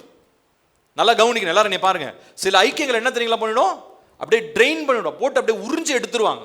ஒரு சில ஃப்ரெண்ட்ஷிப்லாம் ரொம்ப மோசமான ஃப்ரெண்ட்ஷிப்ஸ், சரிங்களா? ஒருவேளை அவங்க தேவ பிள்ளைங்களா கூட இருக்கலாம். நல்லா கவனிக்கணும், அவங்க ஆண்டவர் பிள்ளைங்க, அதனால நல்லவங்களாக தான் இருப்பாங்க. நல்லவங்களா இருப்பாங்க நீங்களா யூகிச்சிக்க கூடாது. ஆண்டவர் பிள்ளைங்களோ பிசாசு பிள்ளைங்களோ யாராக இருந்தாலும் தேவனுக்கு பிரியமில்லாதவங்க, தேவனுக்கு சித்தம் இல்லாதவங்களோட நம்ம ஐக்கியம் கொள்ள கூடாது. அப்படியே ஐக்கியம் கொண்டாலும் ஆத்துமாவிலே நமக்கு எந்த அட்டாச்மெண்ட்டும் அவங்களோட இருக்க கூடாது. No soul tie. சரிங்களா? ரெண்டாவதா நாம் பார்க்கிறதான ஐக்கியம் ஆவிக்குரிய ஐக்கியம். இந்த ஆவிக்குரிய ஐக்கியம்னு சொல்லும் போது பலவிதமான விக்கிரக முறைமைகள், கள்ள உபதேசங்கள், ஆவிக்குரிய வாழ்க்கையிலேயே அப்படியே காணப்படுகிற ஒரு ஃபர்ஸ்ட் காப்பி மாதிரி, ஒரிஜினாலிட்டி கிடையாது, அவங்க ஃபர்ஸ்ட் காப்பி மாதிரி. ஃபர்ஸ்ட் காப்பினா என்னதுங்க? ஃபர்ஸ்ட் காப்பினா என்னது? டூப்ளிகேட். ஆனா ஒரிஜினல் மாதிரியே இருக்கும், அதுதான் ஃபர்ஸ்ட் காப்பின்னுவாங்க. இப்போ அந்த மாதிரி ஸ்பிரிச்சுவாலிட்டியில ஃபர்ஸ்ட் காப்பி இருக்கும். நிறைய பேர் ஒளியின் தூதனுடைய வேஷத்தை அணிந்து கொண்டு வருகிற கூட்டத்தார் இருப்பாங்க. பிரதர் ஸ்தோத்திரம், அல்லேலூயா ஸ்தோத்திரம் அப்படின்லாம் பயங்கரமா என்ன பண்ணுவாங்க, வேஷம் போட்டு பயங்கரமா பேசுவாங்க. ஆனா அவங்க கிட்ட நம்ம ரொம்ப ஜாக்கிரதையா இருக்கணும். அவங்க ரொம்ப பரிசுத்தவான்கள் நினைச்சிடக்கூடாது. சரிங்களா? அப்போ நம்ம தேவனுடைய சமூகத்துல இந்த ஆவிக்குரிய ஐக்கியங்களை பற்றி ரொம்ப ஜாக்கிரதையா இருக்கணும். நம்ம மேபி இந்த விக்கிரக ஐக்கியங்களை அவுட்ரைட்டா நம்ம வேணாம்னு சொல்லிடுவோம், ஏன்னா அது பார்த்தோன்னே விக்கிரகம்னு தெரியும். ஆனா இந்த ஒளியின் தூதனுடைய வேஷத்தை போட்டு வராம பார்த்தீங்களா, அவங்களுக்கு மாத்திரம் நீங்க பகுத்தறிவு இல்லைன்னா அவங்க ரொம்ப பரிசுத்தவான்னு நினைச்சு நீங்க அவங்களோட சேர்ந்து ஊழியம் கூட நீங்க பண்ணலாம். ஆனா அவங்களுக்குள்ள என்ன இருக்கும்? ஒளியின் தூதன் இருக்கும். ஸோ நான் ஊழியம் செய்கிறேன், நான் சுவிசேஷம் சொல்கிறேன், நான் அங்கே போகிறேன் இங்கே போகிறேன், வியாதியஸ்தர்களுக்கு ஜெபம் பண்ணுறேன், ஆஸ்பத்திரி ஊழியம் போகிறேன், ஜெயிலுக்கு போய் ஊழியம் செய்கிறேன், நீங்கள் எந்த ஊழியம் வேணால் பண்ணுங்க. ஆனால் தேவனுக்கு பிரியமான ஐக்கியத்தில் இருந்து நீங்கள் ஊழியம் பண்ணீங்கன்னா அது ஃப்ரூட்ஃபுல்லாக இருக்கும். தேவனுக்கு பிரியமில்லாத ஐக்கியத்தில் நம்ம இருக்கும்போது அது ஆவிக்குரியவங்களாகவே இருந்தாலும் அது கனியற்றதாக இருக்கும். நான் சொல்றது உங்களுக்கு புரியுதுங்களா? காலம் விரயணம் பண்ணக்கூடாது. ஸோ ரெண்டாவதா ஆவிக்குரிய ஐக்கியங்கள். மூன்றாவதாக கலாச்சார ஐக்கியங்கள், கல்ச்சுரல் ரிலேஷன்ஷிப்ஸ். இது என்ன தெரியுங்களா? தேவனுடைய ராஜ்யத்திற்கு முரண்பாடான கருத்துக்கள். நான் உங்களுக்கு ஏற்கனவே நான் சொல்லியிருக்கேன், நம்ம இந்த 12 days டீச்சிங் ரூட்ஸ் அண்ட் ரிடெம்ஷன்ல கூட நான் பேசினேன். தேவையில்லாத ஒரு சில கலாச்சாரங்களை நம்ம இன்னும் ரட்சிக்கப்பட்டதுக்கு அப்புறம் நம்ம ஃபாலோ பண்ணிட்டு இருக்கிறோம். அது கண்டிப்பா செய்யவே கூடாது. தேவையற்ற கலாச்சார காரியங்கள், சடங்குகள், அது கண்டிப்பா நம்மளுடைய வாழ்க்கைக்குள்ள இருக்கக்கூடாது. சரிங்களா? அது எல்லாமே பரலோக ராஜ்யத்தினுடைய அந்த மனநிலையை நம்மளை விட்டு தூக்கிடும். நம்ம எந்த ராஜ்யத்துக்கு சொந்தமானவங்க சொல்லுங்க? சொல்லுங்க. திராவிடர்களா? டிஎம்கே காரங்களா? ஏடிஎம்கே காரங்களா? எதுவுமே நீங்க எந்த ஜாதி வேணா போட்டுக்கோங்க, அந்த ஜாதியினுடைய மனநல நமக்கு இருக்கவே கூடாது. அந்த ஜாதிக்காரன் என்ன வேணா நினைச்சிட்டு போட்டோம், அந்த கட்சிக்காரன் என்ன வேணா நினைச்சிட்டு போட்டோம், அந்த ஊருக்காரங்க என்ன வேணா நினைச்சிட்டு போட்டோம். நீங்க ஒருவேளை ஒரு ஊருக்காரங்க, அந்த ஊருக்காரன் கிடையாது. நீங்களும் நானும் பரலோக ராஜ்யவாசிகள், பரலோகத்துக்குரியவங்க.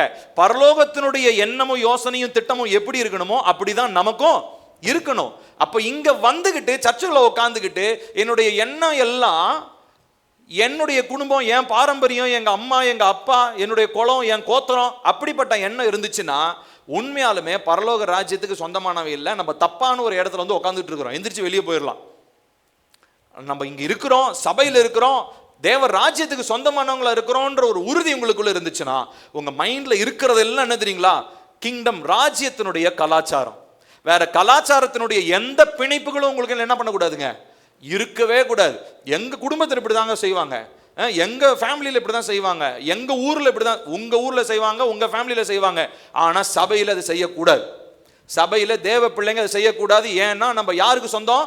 ஏசப்பாவுக்கு சொந்தம். நம்ம இந்த ஊருக்காரங்க, இந்த ஜாதிக்காரங்கன்றது அடையாளம் கிடையாது. பரலோக ராஜ்ய வாசிகள் என்பதுதான் நம்முடைய அடையாளம். ஹல்லேலூயா. ஸோ அப்போ இனிமேல் இந்த மாதிரி ஏதாவது சடங்குகள், கலாச்சார சடங்குகள் ஏதாவது நம்மளுடைய எல்லைகளுக்குள்ள இருந்தா அது பிசாசோட நம்ம செய்யற ஐக்கியம்ன்றது நீங்க நல்லா புரிஞ்சுக்கோங்க. நான் ஏற்கனவே ரூட்ஸ் அண்ட் ரிடெம்ஷன்ல நான் சொன்னேன். அதாவது இந்த பெண்களுக்கு வந்து பார்த்தீங்கன்னா இந்த வளைகாப்பு வைக்கிறதுன்னு சொல்லி ஒரு காரியம் இருக்கு இல்லையா? அதெல்லாம் இன்னுமே வந்து பார்த்தீங்கன்னா நிறைய கிறிஸ்தவர்கள் செய்கிறாங்க. இதுதான் கலாச்சார ஐக்கியம். அது தேவையில்லை. ஒருத்தங்களுக்கு கர்த்தர் ஆசீர்வாதத்தை, கர்ப்பத்தின் ஆசீர்வாதத்தை கொடுக்கும் போது அவங்களுக்காக ஜெபம் பண்ணலாம், அவங்களை கூப்பிட்டு பிளஸ் பண்ணி ஜெபம் பண்ணலாம். ஆனால் சந்தனத்தை தடவி வளையலை போட்டு எல்லாம் மூஞ்ச ஃபுல்லாக சந்தனத்தினால நிரப்பி புருஷனுக்கும் தடவி விட்டு அதுக்கப்புறம் வர்றவங்களுக்கு எல்லாம் 7 வகை சோறை போட்டு, இது எல்லாமே கலாச்சார ஐக்கியம். அது நம்முடைய அடையாளம் கிடையாது. நம்ம பரலோக ராஜ்யவாசிகள். நான் சொல்றது புரியுதுங்களா? அப்ப அதுக்காக நீங்க கலாச்சாரத்தை விட்டுட்டு வாங்க. இப்ப நம்ம அதுக்காக நம்மளுடைய டோட்டல் அட்டையரை மாற்ற முடியாது. இந்த ஊர்ல நம்ம இருக்கிறோம், ஏசப்பா கூட சொல்றாரு இல்லைங்களா, இவர்கள் இந்த உலகத்தில் இருந்தாலும் இவர்கள் இந்த உலகத்திற்கு உரியவர்கள் அல்ல, நான் இந்த உலகத்தான் அல்லாதது போல இவர்களும் இந்த உலகத்தார் அல்ல. இந்த உலகத்துக்கு உரியவங்க அல்ல. இந்த உலகத்தெல்லாம் இருக்கிறோம், ஆனா இந்த உலகத்தினுடைய சிஸ்டம் நம்மள கண்ட்ரோல் பண்ண முடியாது. அப்போ உங்களுடைய வாழ்க்கை, நீங்க செய்யக்கூடிய இந்த உங்களுடைய நல்ல விஷயம், காரியங்கள் எல்லாமே பரலோக ராஜ்யத்தினுடைய அமைப்புல தான் இருக்கணும். மற்ற எல்லா காரியங்களும் தூக்கி என்ன பண்ணிடுங்க, ஓரம் கட்டிடுங்க. நான் சொல்றது உங்களுக்கு புரிஞ்சுதா? சொன்னதை கரெக்டா புரிஞ்சுக்கணும், தப்பா புரியக்கூடாது. புரிஞ்சுட்டு திரும்ப என் காதுக்கு அதே வரும், அப்படியே சுத்தி எங்கேயாவது சுத்திட்டு, வில்லி அன்னைக்கு சொன்னார் பார்த்தீங்களா, இதெல்லாம் பண்ணக்கூடாதுன்னு சொன்னோம், என்னைய தான் ஒரு பொடி வச்சு பேசியிருக்கிறாரு அன்னைக்கு அப்படின்னு சொல்லக்கூடாது. நான் யாரையும் பொடி வச்சும் குறி வச்சும் பேசல. நம்ம எல்லாருமே தேவனுடைய பிள்ளைங்க. நான் பேசுறது தெளிவா புரிஞ்சுக்கோங்க.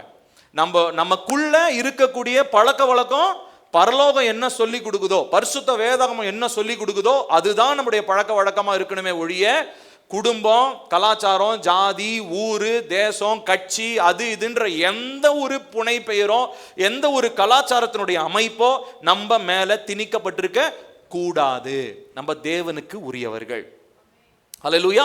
இப்போ மூணாவது நான் பார்த்தது கலாச்சார ஐக்கியம். ஸோ முதலாவது பார்த்தேன் உணர்ச்சி பூர்வமான ஐக்கியம், ரெண்டாவது ஆவிக்குரிய ஐக்கியம், மூணாவதா கலாச்சார ஐக்கியம், நான்காவதாக ஸ்ட்ராட்டஜிக். அதாவது என்ன அப்படின்னா, அந்த திட்டமிட்டு செய்யப்படுகிற ஐக்கியங்கள், திட்டமிடுகிற ஐக்கியங்கள், ஸ்ட்ராட்டஜிக் ஃபெல்லோஷிப்ஸ். இது என்னன்னு சொல்லி எங்க நம்ம பார்க்க முடியும்னா, பிஸ்னஸ் பண்ற இடத்துல, வேலை செய்யற இடத்துல, டாப் லெவல் மேனேஜ்மெண்ட்ல நீங்க கவனிக்க முடியும். இப்போ பிஸ்னஸ் ஒருத்தவங்க பண்றாங்க, அவங்க பார்த்தீங்கன்னா எனக்கு முதலீடு கம்மியா இருக்குப்பா, அதனால நல்ல காசு இருக்கிற ஒரு பார்ட்டி இருக்கிறாரு, அவரை கூட்டு வந்து என்ன பண்றேன், என்னோட கூட நான் பார்ட்னர்ஷிப் போட்டுக்கிறேன். அவர் என்ன பண்றாரு, என்னோட இணைஞ்சு, ஏன்னா அவருக்கு பணத்தை கொண்டு வராரு, நாங்க 2 பேரும் இணைஞ்சு ஒரு பிஸ்னஸ் பண்றோம். வேண்டாம், ஏன்னா அது தேவனுக்கு பிரியமில்லாத ஒரு ஐக்கியம். ஸோ இந்த மாதிரி தொழில் பண்ணும்போது, நம்ம சொந்த பிஸ்னஸோ எந்த ஒரு காரியமாக இருந்தாலும் தேவனுக்கு பிரியமில்லாத மக்களோட ஐக்கியப்படக்கூடாது. அன்றைக்கு நாள் ஒரு குறிப்பிட்ட ஒரு ஊழியக்காரர் ஒருத்தர் சொன்னார், பிஸ்னஸ் பண்ணுறீங்களா, உங்களுடைய ஒரே பார்ட்னர் ஜீசஸ் மட்டும்தான், பிஸ்னஸுக்கு வேற பார்ட்னரே கிடையாது. சோல் ப்ராப்பர்ட்டிஷிப்னு சொல்ல முடியாது. சோல் ப்ராப்பர்ட்டிஷிப்னா நான் தான் முதலாளி கிடையாது, ஏசப்பா தான் உங்களுக்கு முதலாளி. நம்ம ஏசப்பா கொடுக்கிறதான பிசினஸுக்கு நான் ஒரு வேலைக்காரன், அவ்வளவுதான். ஹல்லேலூயா. இப்போ இந்த மனநிலை தான், அதாவது படிப்பா இருக்கட்டும், தொழிலா இருக்கட்டும், ஒர்க் பிளேஸா இருக்கட்டும், எல்லா இடத்துலையுமே உங்களுக்கு இருக்கக்கூடிய ஒரே ஒரு ஐக்கியம் இயேசுவோடு மாத்திரம் தான். ஸோ 4 ஐக்கியங்களை பத்தி சொல்லியிருக்கேன். முதலாவது என்னது, உணர்ச்சி பூர்வமான ஐக்கியம், யாரோடும் இருக்கக்கூடாது, ஆத்துமா இயேசுவுக்கு தான். அடுத்து ரெண்டாவதா ஆவிக்குரிய ஐக்கியங்கள், எவ்விதத்திலும் அந்த அந்த வஞ்சனையான அந்த ஒளியின் தூதனுடைய வேஷத்தை தரித்து கொண்டு வருகிற ஆவிக்குரிய ஐக்கியங்கள். மூன்றாவதாக கலாச்சார ஐக்கியங்கள், தேவையில்லாத நம்முடைய குடும்பம் அந்த என்ன சொல்றது, அந்த ஊரு பேரு ஜாதி அது இதுன்றது நம்முடைய கலாச்சாரத்தில் இருக்கக்கூடாது. பரலோக ராஜ்யத்தினுடைய கலாச்சாரம் தான் நம்முடைய கலாச்சாரமா இருக்கணும். நான்காவதாக ஸ்ட்ராட்டஜிக், அதாவது பார்த்தீங்கன்னா திட்டமிட்டு செய்யப்படுகிற ஐக்கியங்கள், அதாவது படிப்பாக இருக்கட்டும். நிறைய பேர் எனக்கு தெரிஞ்சு நான் படித்த டைமில், இப்போலாம் எப்படின்னு தெரில, ஜாயிண்ட் ஸ்டடின்னு போவோம் ஃப்ரெண்ட்ஸோட, ஆனால் உண்மையாலுமே ஸ்டடியே கிடையாதாங்க, எல்லாருக்கும் தெரியும். ஜாயிண்ட் குரூப் ஸ்டடி, ஒரு குரூப்லேயும் ஸ்டடி நடந்ததா சரித்திரமே கிடையாது. அந்த குரூப் ஸ்டடி எல்லாமே நியாயம் அக்கிரமம் இன்னத்தையாவது ஒரு மோசமான விஷயத்தை செய்யறதுக்கு தான் குரூப் ஸ்டடி நடந்திருக்கும். சரிங்களா? ஸோ இந்த மாதிரி அது பாருங்க, ஸ்கூல்ல இருந்து ஆரம்பிச்சு பிஸ்னஸ் வரைக்கும் எல்லாத்துலேயும் கூட்டு போட்டோம்னாலே கதை முடிஞ்சுது. அப்போ நம்ம செய்ய வேண்டிய ஒன்னே ஒன்று, நான் தேவனோட ஐக்கியப்பட்டிருக்கணும். இப்போ இந்த பலிபீடங்களை என்ன பண்ணுது, கடைசியாக நான் முடிக்க விரும்புகிறேன். இந்த தீமையான ஐக்கியங்கள் என்ன பண்ணுது, இந்த பரிசுத்தமற்ற ஐக்கியங்கள் நம்முடைய வாழ்க்கையில இந்த பலிபீடத்தினுடைய தன்மையை, அதனுடைய வீரியத்தை அது மாற்றுகிறதாக இருக்கிறது, அதை கெடுத்து போடுகிறதாக இருக்கிறது. பாருங்க, யாத்திராகமம் 34வது அதிகாரம் 13 15 வரைக்கும் நம்ம வாசிக்க போகிறோம். யாத்திராகமம் 34 13 15.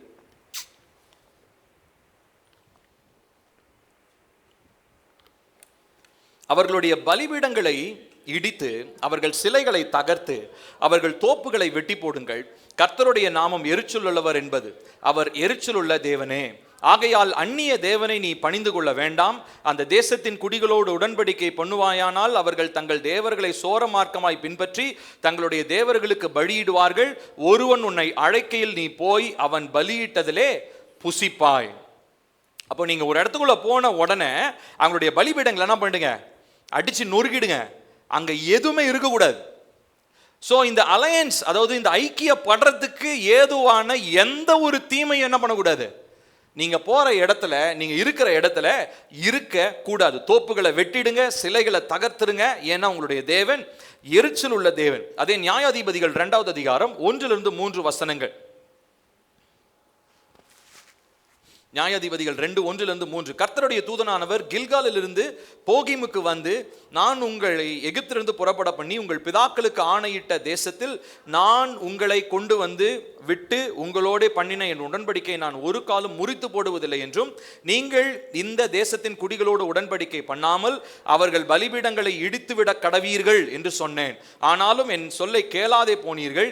ஏன் இப்படி செய்தீர்கள்? ஆகையால் நான் அவர்களை உங்கள் முகத்திற்கு முன்பாக துரத்தவில்லை என்றேன். அவர்கள் உங்களை நெருக்குவார்கள், அவர்களுடைய தேவர்கள் உங்களுக்கு கண்ணியாவார்கள். கவனிக்க எல்லாரும் நீ பாருங்க, இப்ப என்ன நடக்குது அப்படின்னு சொல்லி பாத்தீங்கன்னா, இந்த நியாயாதிபதிகள் காலத்துல கர்த்தர் என்ன சொல்லியிருந்தார், கானானுக்குள்ள போனா முதல்ல அங்க இருக்கிற ஆட்களை விரட்டுறது மாத்திரம் இல்ல, அங்க இருக்கிற சிலையை உடைச்சு போடு, விக்கிரகத்தை உடைச்சு போடு, இதெல்லாம் சொன்னார். ஆனா பேசிக்கான இந்த விஷயத்தையும் அவங்க செய்யாம அதெல்லாம் என்ன பண்ணிட்டாங்க, காம்ப்ரமைஸ் பண்ணிட்டாங்க. அதனால இவங்களுடைய ஆல்டர் கண்டாமினேட் ஆயிடுச்சு.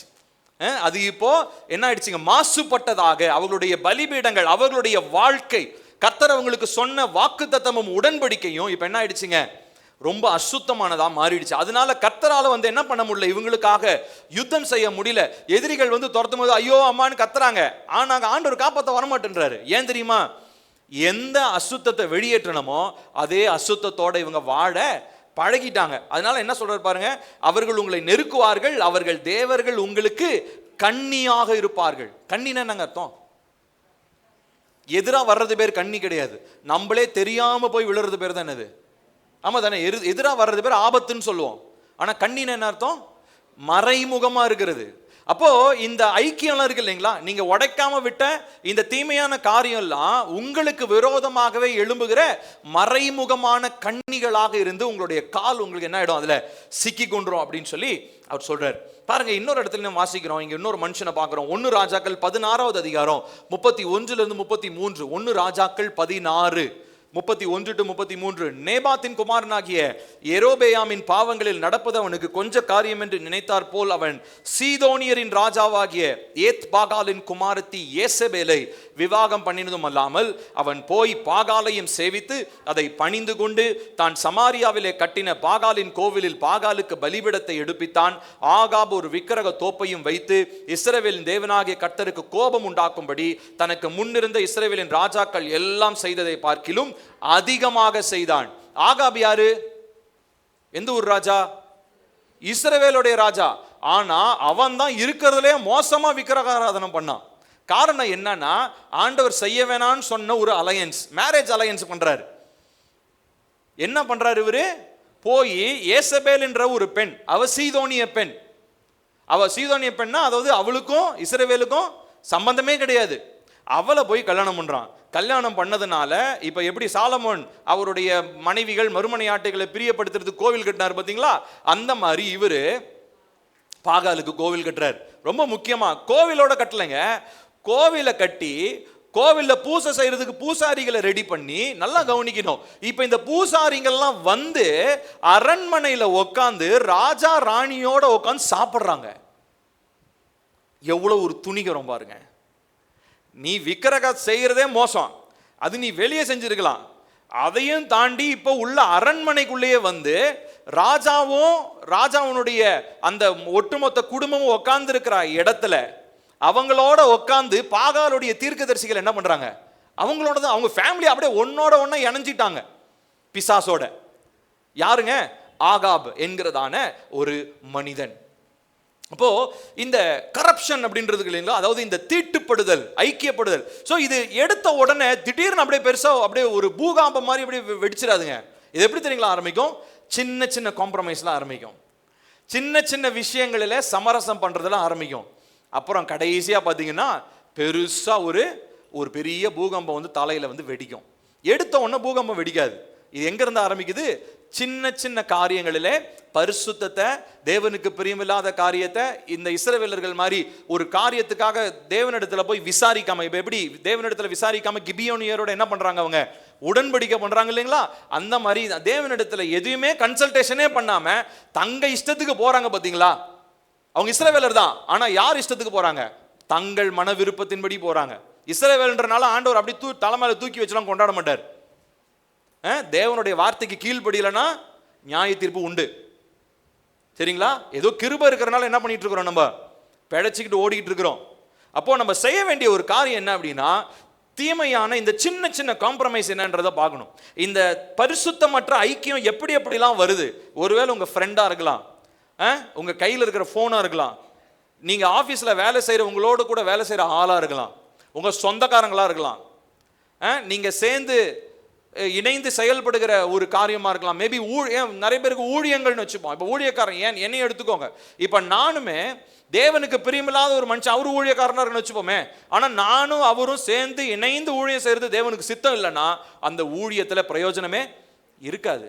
அதுக்காக நான் இணைஞ்சு ஊழியம் செய்யக்கூடாதுன்றதில்ல. தேவனுடைய சித்தம் என்ன, நான் எங்க இணைஞ்சு செய்யணும், என்னுடைய ஐக்கியம் எங்க இருக்கணும், என்னுடைய ஊழியம் எங்க இருக்கணும், என்னுடைய ஐக்கியம் எப்படிப்பட்ட பிள்ளைகளோடு இருக்கணும், இது தேவனிடத்துல நாம் கேட்டு நாம் பெற்றுக்கொள்ள வேண்டும். இல்லைன்னு சொல்லி சொன்னா நம்மளுடைய அக்கினி, நம்ம பலிபீடம் கட்டியிருப்போம், ஆனா அந்த பலிபீடத்துல செலுத்துகிற அக்கினி அந்நிய அக்கினியாக இருக்கும். லேவியராகமத்தில் ஒரு வசனத்தை நம்ம வாசிக்கிறோம். லேவியராகமம் 10வது அதிகாரம் 1-2 வசனங்கள். இது ரொம்ப ஒரு பிவட்டல் பாயிண்ட்னு சொல்லுவாங்க. அதாவது பார்த்தீங்கன்னா ரொம்ப ஒரு பயங்கரமான ஒரு தருணம் இந்த லேவியராகமத்தில் நடந்த ஒரு சம்பவம். வாசிங்க லேவியராகமம் 10:1-2.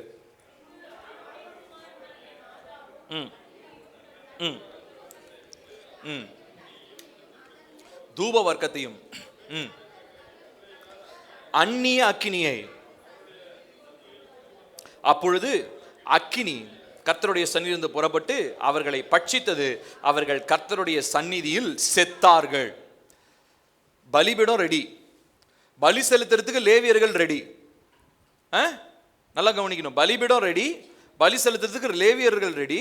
ஆனா கர்த்தர் சொல்லாத ஒரு அக்கினி. தேவன் நிறைய முறையுமே சொன்னார்ல, அதை பண்ணணும் இதை பண்ணணும், நிறைய விஷயம் இருந்துச்சு.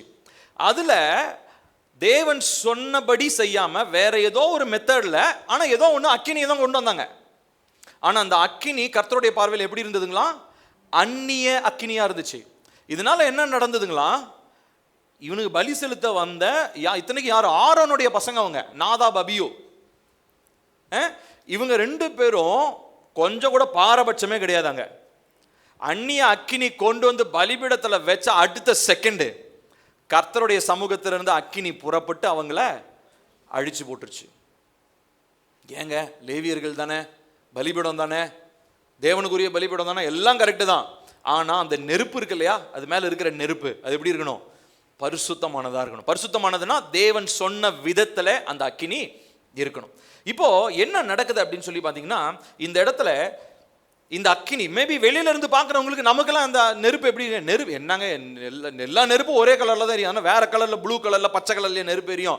எல்லா நெருப்பும் மஞ்சள் கலர்ல தான் எரியும். ஆனா ரொம்ப முக்கியம், இங்க தேவன் சொன்ன விதத்துல அந்த நெருப்பு அவங்க என்ன பண்ணல, அந்த அக்கினி அவங்க போடல. அந்த பலிபீடத்தின் மேல அந்த அக்கினி அவங்க செய்யல. அது கர்த்தருடைய பார்வையிலே அந்நிய அக்கினியாக இருக்குது. அப்போ பலிபீடத்துல நெருப்பு எரிஞ்ச உடனே அது தேவனுக்கு உகந்த பலிபீடம் சொல்லிட முடியாது. நான் சொல்றது புரியுதா? இந்த சம்பவத்தின்படி நீங்க பாத்தீங்கன்னா, பலிபீடத்துல பலி செலுத்துறவனுடைய எல்லா பலியும் தேவன் அங்கீகரிப்பாருன்னு நீங்க என்ன பண்ண முடியாது, சொல்ல முடியாது. கையை தூக்கி ஏசப்பா நான் உம்மை ஆராதிக்கிறேன், உயர்த்துகிறேன், ஸ்தோத்தரிக்கிறேன், உமக்கு நன்றின்னு சொல்ற உங்களுடைய எல்லா ஸ்தோத்திரமும் ஏசப்பாக்கு பிரியமா இருக்குமான்றது தெரியாது. நான் சொல்றது புரியுதா? அங்க செலுத்தப்பட்டது அந்நிய பலி. இங்கேயும் இருதயம் கசப்புலையும் வெறுப்புலையும் வச்சுக்கிட்டு வாயில ஸ்தோத்திரம்னு சொன்னா அது என்னதான்? அதே அந்நிய அக்கினி தான். ஆனா ஒண்ணு, அன்னைக்கு நெருப்பு வெளிப்பட்ட மாதிரி இன்னைக்கு நெருப்பு வரல. அதனால எல்லாம் பொழைச்சிக்கிட்டு அப்படியே ஓடிட்டு இருக்கிறோம், கிருபையில வாழ்க்கையை ஓடிட்டு இருக்கிறோம். அப்போ நம்மளுடைய இருதயத்திலிருந்து வர்ற துதி ஸ்தோத்திரம் இருக்கு பாத்தீங்களா, தேவனுடைய சமூகத்தில் தேவாலயத்தில் வந்து நம்ம கூடி நம்ம தேவ பிள்ளைகளா பரிசுத்தவான்களா ஐக்கியப்பட்டு நம்ம தேவனை துதிக்கிறோம் பார்த்தீங்களா? இப்படிப்பட்ட இந்த துதி ஸ்தோத்திரங்கள் எப்படிப்பட்டதா இருக்கணும் தெரியுங்களா? பரிசுத்தமானதா, தேவன் சொன்ன விதத்தில் அந்த அக்கினி இருக்கணும். அந்த பிரைஸ், அந்த அந்த அந்த துதி என்கிற பலி, உதடுகளின் கனியாகிய ஸ்தோத்திர பலி இருக்கு இல்லையா, அந்த பலி எப்படி இருக்கணும்? தேவனுக்கு உகந்த சரியான ஒப்புரவான காயம் இல்லாம, அதாவது என்ன சொல்றது, கசப்புகள் இல்லாத மன்னித்த ஒரு இருதயத்திலிருந்து வருகிற துதி ஸ்தோத்திரங்கள் அவருக்கு பிரியமா இருக்கும். சரிங்களா? ஸோ அப்போ நிறைய நேரங்களில் நம்மளுடைய வாழ்க்கையில இவ்விதமா நம்ம அந்நிய அக்கினிகளை பலிபிடத்தின் மேலே செய்து கொண்டிருக்கிறோம். ஆனால் இந்த அந்நிய அக்கினிகள் தான் நம்முடைய வாழ்க்கையை கெடுத்து கொண்டிருக்கிறது. சரிங்களா? ஸோ அப்போ இன்னைக்கு நம்ம என்னென்ன பார்த்துருக்கோம்? முதலாவது அந்த அசுத்த உடன்படிக்கைகள், இந்த அன்ஹோலி கவனன்ஸ், பரிசுத்தமற்ற ஐக்கியங்கள். ஸோ இந்த காரியங்களை குறித்து நம்ம கர்த்தர் நமக்கு எச்சரித்து இருக்கிறார். அப்போ நம்ம ஒரு நீதியான ஒரு பலிபீடத்தை கட்டி எழுப்பணும்னா முதலாவது தீமையான பலிபீடங்கள் தகர்க்கப்பட வேண்டும். கிதியோன் கிட்ட கர்த்தர் என்ன சொன்னாரு? உன் தகப்பன் வீட்டு பலிபீடத்தை இடிச்சிட்டு அதே இடத்துல எனக்கு வேண்டிய ஒரு பலிபீடத்தை நீ கட்டி எழுப்பு. இது பாருங்க, நல்லா கவனிக்கணும் எல்லாரும். நீ பாருங்களேன், இப்போ இந்த மீதியானியர்களுக்கு வெற்றி தந்தது அவன் கிட்ட இருந்த 300 பேர் கிடையாது. அவன் கையில் இருந்ததான அந்த பானை, அவன் என்ன வச்சிருந்தான்? பானை, நெருப்பு பந்தம் இதானே இருந்துச்சு. அதுவும் அவனுக்கு வெற்றி இல்லை. கர்த்தரின் பட்டயம், கிதியோனின் பட்டயம்ன்ற சத்தமா இல்லை. ஏற்கனவே இவன் பேக்ரவுண்ட்ல ஸ்பிரிச்சுவலா டீல் பண்ணிட்டாரு. ஸ்பிரிச்சுவலா பாகாலுக்கு வல்லமை போயிடுச்சு. தேவனுக்கு உகந்த பலிபீடம் பேக்ரவுண்ட்ல நைட்டோட நைட்டா என்ன பண்ணியாச்சு? கட்டி எழுப்பியாச்சு. அதனுடைய விளைவாக தான் இவர் என்ன பண்றாருங்க? போய் மீதியானியரை வெறும் 300 பேரை வச்சு, அவங்க மணலத்தனை மக்களா இருக்கிறாங்களாம். ஆனா மீதியானியர் இவன் கூட இருந்தவங்க எத்தனை பேரு? 300 பேரு. வெறும் 300 பேரை வச்சு அத்தனை பேரும் அடிச்சு துவச்சிட்டாரு. எதனால தெரியுமா? படைபலம், சண்டை, குதிரை படை, அந்த எந்த படையும் கிடையாது. இவர் நைட்டோட நைட்டா கர்த்தருடைய வார்த்தைக்கு கீழ்ப்படிந்து தீமையின் பலிபீடம், பாகாலின் பலிபீடத்தை உடைச்சிட்டு தேவனுக்கு பிரியமான நீதியின் பலிபீடத்தை கட்டி எழுப்பி அங்க பலி செலுத்தினதுனால தேவன் கிதியோனுக்காக என்ன பண்ணாருங்க? அந்த இடத்துல யுத்தம் செய்து வெற்றியை கொடுக்கிறார். நான் சொல்றது புரியுதுங்களா? அப்போ நம்ம எல்லாருடைய வாழ்க்கையிலுமே இந்த பலிபீடங்கள்ல நம்ம செய்யக்கூடிய இந்த சமரசங்கள், அன்ஹோலி அலையன்ஸ், பரிசுத்தமற்ற ஐக்கியங்களை குறித்து நம்ம ரொம்ப ஜாக்கிரதையா இருக்கணும். ஏன்னா நேருக்கு நேர் வரும்பொழுது பிசாசை நம்ம எதிர்கொண்டுடலாம், அவனை பார்த்து தெரிச்சு அடிச்சு துரத்திடலாம். ஆனா சைட்ல தந்திரமா வர்றத நீங்களும் நானும் பகுத்தறியலன்னு சொல்லி சொன்னா நிச்சயமா நம்ம ஏமாந்து போயிடுவோம். ஸோ கடைசியாக நம்ம எப்படி இந்த காரியங்களை நம்ம மேற்கொள்றது, நம்முடைய பலிபீடத்தை நாம் எப்படி காத்துக்கொள்றது என்கிறத நான் 5 காரியங்களை சொல்லி நான் முடிக்க விரும்புகிறேன். முதலாவது, நமக்கு பகுத்தறிவு தேவை. We need to have discernment. Not every open door is God ordained door. திறக்கப்பட்ட எல்லா வாசலுமே கர்த்தர் தான் எனக்கு திறந்திருக்கிறாருன்னு அப்படியே வேக வேகமா அவதியா போகக்கூடாது. இந்த வாசல் கர்த்தர் கொடுத்தார், இந்த வாசல் கர்த்தர் கொடுத்தார். திறக்கப்பட்டிருக்கிற எல்லா கதவுகளும் தேவனால் திறக்கப்பட்டது அல்ல. ஒரு சிலது நீங்க பாதாளத்துக்குள்ள போய் உழணுன்றதுக்காக பிசாசனால திறக்கப்பட்ட பாதாள வாசலா கூட இருக்கலாம். அப்ப திறக்கப்பட்ட வாசல் எல்லாமே தேவனுடைய வாசல் அல்ல. அப்போ வாசல்களை குறித்து நம்ம ரொம்ப ஜாக்கிரதை. அப்போ டிசர்ன்மெண்ட், முதலாவது நமக்கு பகுத்தறிவு நமக்கு தேவை. சரிங்களா? யோசுவா 9:14 வாசல் இல்லைங்களா? அவங்க என்ன பண்ணாங்க? கிபியோனியருடைய காரியங்கள்ல அவங்க தேவனுடைய வாக்கை கேளாமல் அவங்க போய் உடன்படிக்கை பண்றாங்க. ஸோ முதல்ல டிசர்ன்மெண்ட். ரெண்டாவதா, பரிசுத்தம் இருக்கணும்னா பிரித்தெடுத்தல் கண்டிப்பா இருக்கணும், செப்பரேஷன் கண்டிப்பா இருக்கணும். நீங்களும் நானும் உலகத்திலிருந்து பிரித்தெடுக்கப்பட்டவர்களாக இருக்கணும். உலகத்தோட ஒத்து போகிற ஒரு வாழ்க்கை இருந்துச்சுன்னா கண்டிப்பா காம்ப்ரமைஸ்டு லைஃப் தான். ரோமர்கள் வாசிக்கிறோம், உலகத்தோடு ஒத்த வேஷம் தரியாமல். ஒத்த வேஷம் என்ன? அவங்களுடைய சிஸ்டம், வேர்ல்டுடைய சிஸ்டம் நீங்க ஃபாலோ பண்ணாத, அதை நீ பின்பற்றாத. நீ பிரித்தெடுக்கப்பட்டவனாய், உன்னை நீ பிரித்தெடுத்து கொண்டவனா, நீ தேவனிடத்துல தேவனுக்கு உரியவனா நீ இருக்க வேண்டும். ஸோ ரெண்டாவதா, நம்மை பிரித்தெடுத்து கொள்ள வேண்டும். நானும் என் ஃபேமிலிலாம் டிஃப்ரெண்டாக தான் இருக்கணும். என்னைய பார்த்து இவன் ஒரு மாதிரி வித்தியாசமா இருக்கிறாங்க அப்படின்னு சொன்னாலும் பரவாயில்ல, என்னை கிண்டல் அடித்தாலும் பரவாயில்ல, நானும் என்னுடைய குடும்பமும் நாங்கள் பரிசுத்தமற்ற ஐக்கியத்தில் போகக்கூடாது. அப்படின்னா நாங்கள் பிரித்தெடுக்கப்பட்டவர்களா? ரெண்டாவது. ஸோ முதல் விஷயம் பகுத்தறிவு, ரெண்டாவதாக பிரித்தெடுக்கப்பட்ட ஒரு நிலை, மூன்றாவதாக தொடர்ச்சியாக அக்கினி எரிந்து கொண்டே இருக்க வேண்டும். பலிபீடத்திலே அக்கினி அணைந்து போகவே கூடாது. கர்த்தர் அதை பற்றி சொல்றார் பாருங்க. லேவியராகமம் 6வது அதிகாரம் 12-13 வாசிப்போமா? லேவியராகமம் 6:12-13 வாசிங்க. பலிபீடத்தின் மேல் இருக்கிற அக்கினி அவியாமல், கொஞ்சம் சத்தமா வாசிங்க.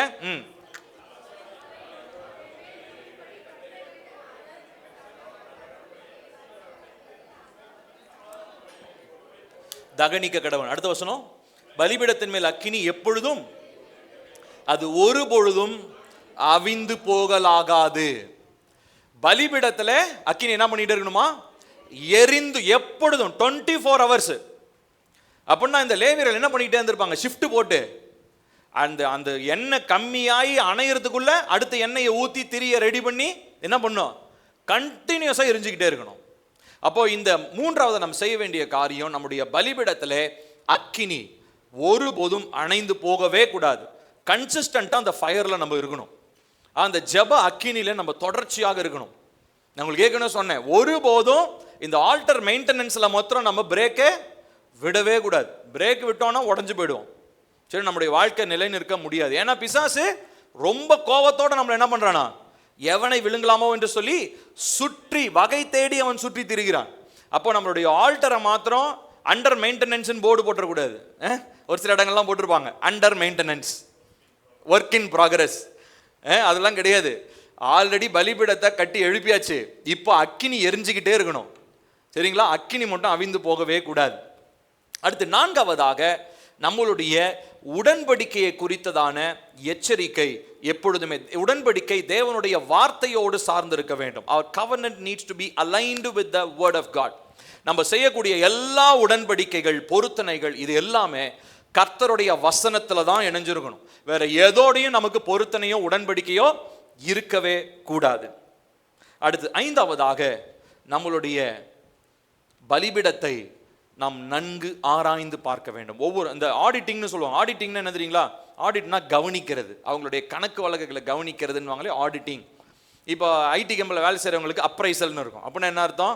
அவங்களுடைய வேலையினுடைய தரத்தை கண்காணித்து அதுக்கு வேண்டிய உயர்வோ ப்ரொமோஷனோ டிப்ரொமோஷனோ ஏதோ ஒன்று கிடைக்கும். அந்த மாதிரி. ஸோ அந்த மாதிரி கண்காணிக்கிற, அதாவது நம்முடைய பலிபீடத்தை நம்ம கவனிச்சுட்டே இருக்கணும். கான்ஸ்டண்ட்டாக நம்ம அதை நம்ம கவனித்து கொண்டே இருக்கணும். என்னுடைய பலிபீடம் சரியா இருக்குதா? நான் சொன்னேன் இல்லைங்களா, அழிந்து போகிற கட்டடம் மாதிரி கிடையாது. அதுக்கே நம்ம பல பாதுகாப்பு செய்கிறோம். ஆனால் அழிவில்லாத ஒரு பெரிய ரைச்சஸ் இன்ஃப்ராஸ்ட்ரக்சரை நம்ம என்ன பண்ணுறோங்க, கட்டி எழுப்பிக்கிட்டு இருக்கிறோம். அப்போ நம்ம ரொம்ப ரொம்ப ஜாக்கிரதையாக என்ன பண்ணணுங்க, அதை நம்ம கண்காணிக்கணும், நம்ம கவனிக்கணும். நம்ம ரூட்ஸ் அண்ட் ரிடெம்ஷனில் கூட நான் சொன்னேன் இல்லைங்களா, கர்த்தர் நம்ம ஒவ்வொருத்தரையும் எப்படி மாற்றிருக்காரு தெரியுமா?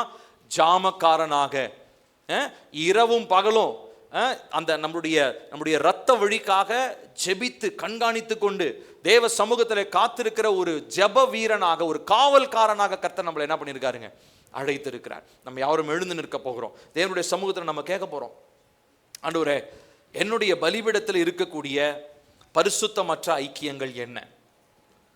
What are the unholy alliances I am still having in my altar? அதை எனக்கு கர்த்தர் வெளிப்படுத்துங்க. என்னுடைய வாழ்க்கையில் இனி நான் அந்த பரிசுத்தமற்ற காரியங்களை நான் இனி என்னுடைய வாழ்க்கையில் நான் அனுமதிக்க போவது இல்லை. ஏன்னா பல நேரம் இந்த பரிசுத்தமற்ற சமரசங்களினாலே, உலகத்தினுடைய பல காரியங்களை நம்ம சமரசம் செஞ்சதுனால, காம்ப்ரமைஸ் போனதுனால தான் நம்முடைய வாழ்க்கையில் அக்கினியை இழந்திருக்கிறோம், பரிசுத்தத்தை இழந்திருக்கிறோம். பிசாசு நுழைவதற்கு வாசலா போயிடுச்சு. பிசாசு நேருக்கு நேர் அவன் வரல, ஆனால் நம்மளை ஏமாற்றும்படி, வஞ்சிக்கும்படி அவன் பக்கவாட்டில் நுழைஞ்சு, சைடில் நுழைஞ்சு நம்முடைய வாழ்க்கை அவன் ஏமாற்றி கொண்டு இருக்கிறான். பிரியமானவர்களே, கர்த்தருடைய ஆவியான நம்மோடு பேசி இருக்கிறார். நீங்கள் பெரிய ஒரு பொறுப்பில் இருக்கிறீங்க. நீங்களும் நானும் நம்முடைய குடும்பத்தில் 1000 தலைமுறைக்கு நிற்கக்கூடியதான ஒரு பெரிய ஒரு இன்ஃப்ராஸ்ட்ரக்சர், ஒரு பெரிய ஒரு அழிவில்லாத ஒரு கட்டடத்தை கட்டிட்டு இருக்கிறோம். கல்லும் மண்ணினாலும் அல்ல, ஜபத்தினாலும் ஒரு கட்டடத்தை கட்டுறோம். நீங்கள் ஒரு பெரிய ஒரு ரெஸ்பான்சிபிலிட்டி உங்கள் மேலே இருக்குது பிரியமானவர்களே. இதை நீங்கள் அண்டர்ஸ்டாண்ட் பண்ணி நீங்கள் புரிஞ்சுக்கோங்க. அப்பாக்கள், தகப்பன்மார்கள், கணவன்மார்கள், மனைவிமார்கள், நீங்கள் அண்டர்ஸ்டாண்ட் பண்ணுங்க. உங்களுடைய குடும்பம், நீங்கள் எந்த அளவுக்கு ஜபத்தை நீங்கள் கட்டி எழுப்புறீங்களோ அந்த அளவுக்கு தான் உங்கள் குடும்பம் நிலை நிற்கும். நீங்கள் வர்ற சர்ச்சினால கிடையாது. சர்ச்சில் உங்களுக்கு மன்றாடுவாங்க, ஊழியக்காரர் உங்களுக்கு மன்றாடலாம். ஆனா நீங்க நிலை நிக்கணும்னா உங்களுடைய குடும்பத்துல நீங்க நீதியான பலிபீடத்தை நீங்க தனிப்பட்ட விதத்துல கட்டி எழுப்பணும். இதுதான் கர்த்தருடைய ஆவியானவர் நம்ம கிட்ட பேசுறார் பிரியமானவர்களே. ஆகையினாலே நம்ம உலக பிரகாரமா அழிந்து போற கட்டடத்துக்கு அவ்வளோ என்னமோலாம் நம்ம செய்யறோம், எவ்வளோ பாதுகாப்பு பண்றோம், பணத்தை சேகரிக்கிறோம், அதை பண்றோம் இதை பண்றோம், என்னமோலாம் நம்ம செய்யறோம். ஆனா நம்மளுடைய வாழ்க்கையில இந்த நீதியான பலிபீடத்தை கட்டி எழுப்புறதுக்கு அவ்வளோ ஜாக்கிரதையா இருக்கிறோமா? ஒருவேளை பரிசுத்தமற்ற ஐக்கியங்கள் நம்முடைய எல்லைகளுக்குள்ள நுழைந்திருக்கும்னா ஆண்டவர்கிட்ட கேளுங்க, ஏசப்பா எனக்கு அதை எக்ஸ்போஸ் பண்ணுங்க, எனக்கு அதை வெளிப்படுத்துங்க, அது என்னென்னலாம் மறைஞ்சிருக்கிறத எனக்கு வெளிப்படுத்துங்க. நான் சொன்ன மாதிரி ஒருவேளை அந்த உணர்ச்சி பூர்வமான ஐக்கியங்கள் இருக்கலாம், கலாச்சார ஐக்கியங்கள் இருக்கலாம், இல்ல தேவனுக்கு பிரியமில்லாத அந்த ஸ்ட்ராட்டஜிக்கல் ஃபெல்லோஷிப்ஸ், திட்டமிட்ட ஐக்கியங்கள், அது ஒருவேளை பிஸ்னஸ் உள்ள ஒர்க் பிளேஸ்ல, நீங்க படிக்கிற இடத்துல, நீங்க ஸ்கூல்லையோ காலேஜ்ல நீங்க எங்க படிச்சாலும் தேவனுக்கு பிரியமில்லாத அந்த ஐக்கியத்தில் இருக்கும்போது அது உங்களுடைய பலியை தீட்டுப்படுத்தும், உங்களுடைய பலிபிடத்தை அது தீட்டுப்படுத்தும். ஆகையினால் இந்த நாளிலே தேவனுடைய பிள்ளைங்க நம்ம எல்லாரும் தேவனுடைய சமூகத்தில் கேட்க போறோம், கர்த்தாவே நீதியான ஒரு பலிபிடத்தை கட்டி எழுப்ப கர்த்தர் என்னை அழைத்திருக்கிறீர். ஆனால் நான் இந்த நாட்களிலே அதை மறந்து போனவனாய், அப்பா அநீதியான அசுத்தமான ஐக்கியங்களுக்கு நான் வழி கொடுத்துட்டேன்ப்பா. அதனால என்னுடைய பலிபிடம், என் பலிபிடத்தில் எரிகிற அக்கினி அந்நிய அக்கினியாக மாறிவிட்டது. அதனால என்னுடைய அக்கினி உமக்கு பிரியமாக இல்லை. என்னுடைய அநேக ஜபங்கள் இன்னும் வெறுமையாகவே திரும்பி கொண்டிருக்கிறது. என்னுடைய ஜபங்கள் வெறுமனே என்னிடத்திலிருந்து பரலோகத்துக்கு வர்றதா இருக்குதே ஒழிய பரலோகத்திலிருந்து எனக்கு ஒரு பதிலும் வரமாட்டேனுது. எனக்காக ஒரு பரிமாற்றம் நடக்க மாட்டேனுதே. பலிபீடம்னா பரிமாற்றம் நடக்கணும் இல்லையா? ஆனா இந்த நாள்ல கர்த்தருடைய ஆவியானவர் நம்ம கிட்ட பேசுறார். பிரியமானவர்களே, நம்ம தேவனோடு கூட இந்த நாளிலே நம்ம அந்த உடன்படிக்கையை புதுப்பித்துக் கொள்வோம். என்னுடைய வாழ்க்கையில் இருக்கிறதான அந்த தீமையின் உடன்படிக்கைகள், அந்த அந்த தேவையில்லாத பரிசுத்தமற்ற ஐக்கியங்கள் இயேசுவின் நாமத்தினாலுடைய வாழ்க்கை விட்டு வெளியேறுவதாக என்று சொல்லுங்க. எல்லாரும் வாயை திறந்து சொல்லுங்களேன். அமைதலா இருக்க நம்ம வரல, நம்ம வாயை திறந்து நம்ம ஜெபிக்க போகிறோம். கர்த்தாவே, என்னுடைய ஜெப பலிபீடத்தை என்னுடைய குடும்பத்துல நான் கட்டி எழுப்பும்படி கர்த்தர் என் வாழ்க்கையில பொறுப்பா நீங்க ஒரு காரியத்தை கொடுத்திருக்கிறீங்க. அந்த காரியத்துல பரிசுத்தமற்ற ஐக்கியங்களினாலே எனக்குள்ளாக, குடும்பத்திற்குள்ளாக, பிள்ளைகளுடைய வாழ்க்கையில நுழைந்திருக்கிற எல்லா தீமையின் சமரசங்கள், ஈவில் காம்ப்ரமைசஸ், இயேசுவின் நாமத்தினாலே என்னுடைய பலிபீடத்தை விட்டு, என்னுடைய குடும்பத்தை விட்டு, கர்த்தர் கொடுத்திருக்கிற இந்த பெரிய பொறுப்புல நான் வேலை செஞ்சிட்டு இருக்கிறேன். ஒரு பெரிய காவலாளனாக, ஜாமக்காரனாக நான் எழும்பி நின்று கட்டுகிறவனாக, சீரமைக்கிறவனாக கர்த்தரனை அழைத்திருக்கிறேன். ஆனால் அதற்கு மத்தியிலே கர்த்தாவே, நான் அப்பா இதை மறந்தவனாக, இதை பற்றி அறிவில்லாதவனாக, பரிசுத்தமற்ற ஐக்கியங்களினாலும் சமரசங்களினாலோ என்னுடைய பலிபீடம் தீட்டுப்பட்டிருக்கிறது. கர்த்தர் எனக்கு தயவாய் மன்னிப்பீராக. கேளுங்க, கேளுங்களேன். அமைதலா இருக்க வரல, வாயை திறந்து கேளுங்க. Please open your mouth and pray. வாயை திறந்து ஜெபம் பண்ணுங்க, வாயை திறந்து ஜெபம் பண்ணுங்க. நான் சொன்ன வார்த்தைகளை சொல்லி ஜெபம் பண்ணுங்க. ஏசப்பா, எங்களுடைய குடும்பத்துல அப்பா இந்த பலிபீடத்தை, தீமையின் பலிபீடங்களை அப்பா இன்னும் வலுவூட்டி கொண்டிருக்கிற காரியங்கள் நிறைய இருக்குது. அதனாலதான் எங்களால நீதியின் பலிபீடத்தை கட்டி எழுப்ப முடியல. அப்படியே கட்டி எழுப்பினாலும் ஜெபத்துக்கு பதில் வர மாட்டேனுது. காரணம், எங்க வாழ்க்கையில் இருக்கிற பரிசுத்தமற்ற ஐக்கியங்கள், பரிசுத்தமற்ற காரியங்கள் என்னவென்பதை கர்த்தர் எனக்கு வெளிப்படுத்துங்க ஆண்டவரே.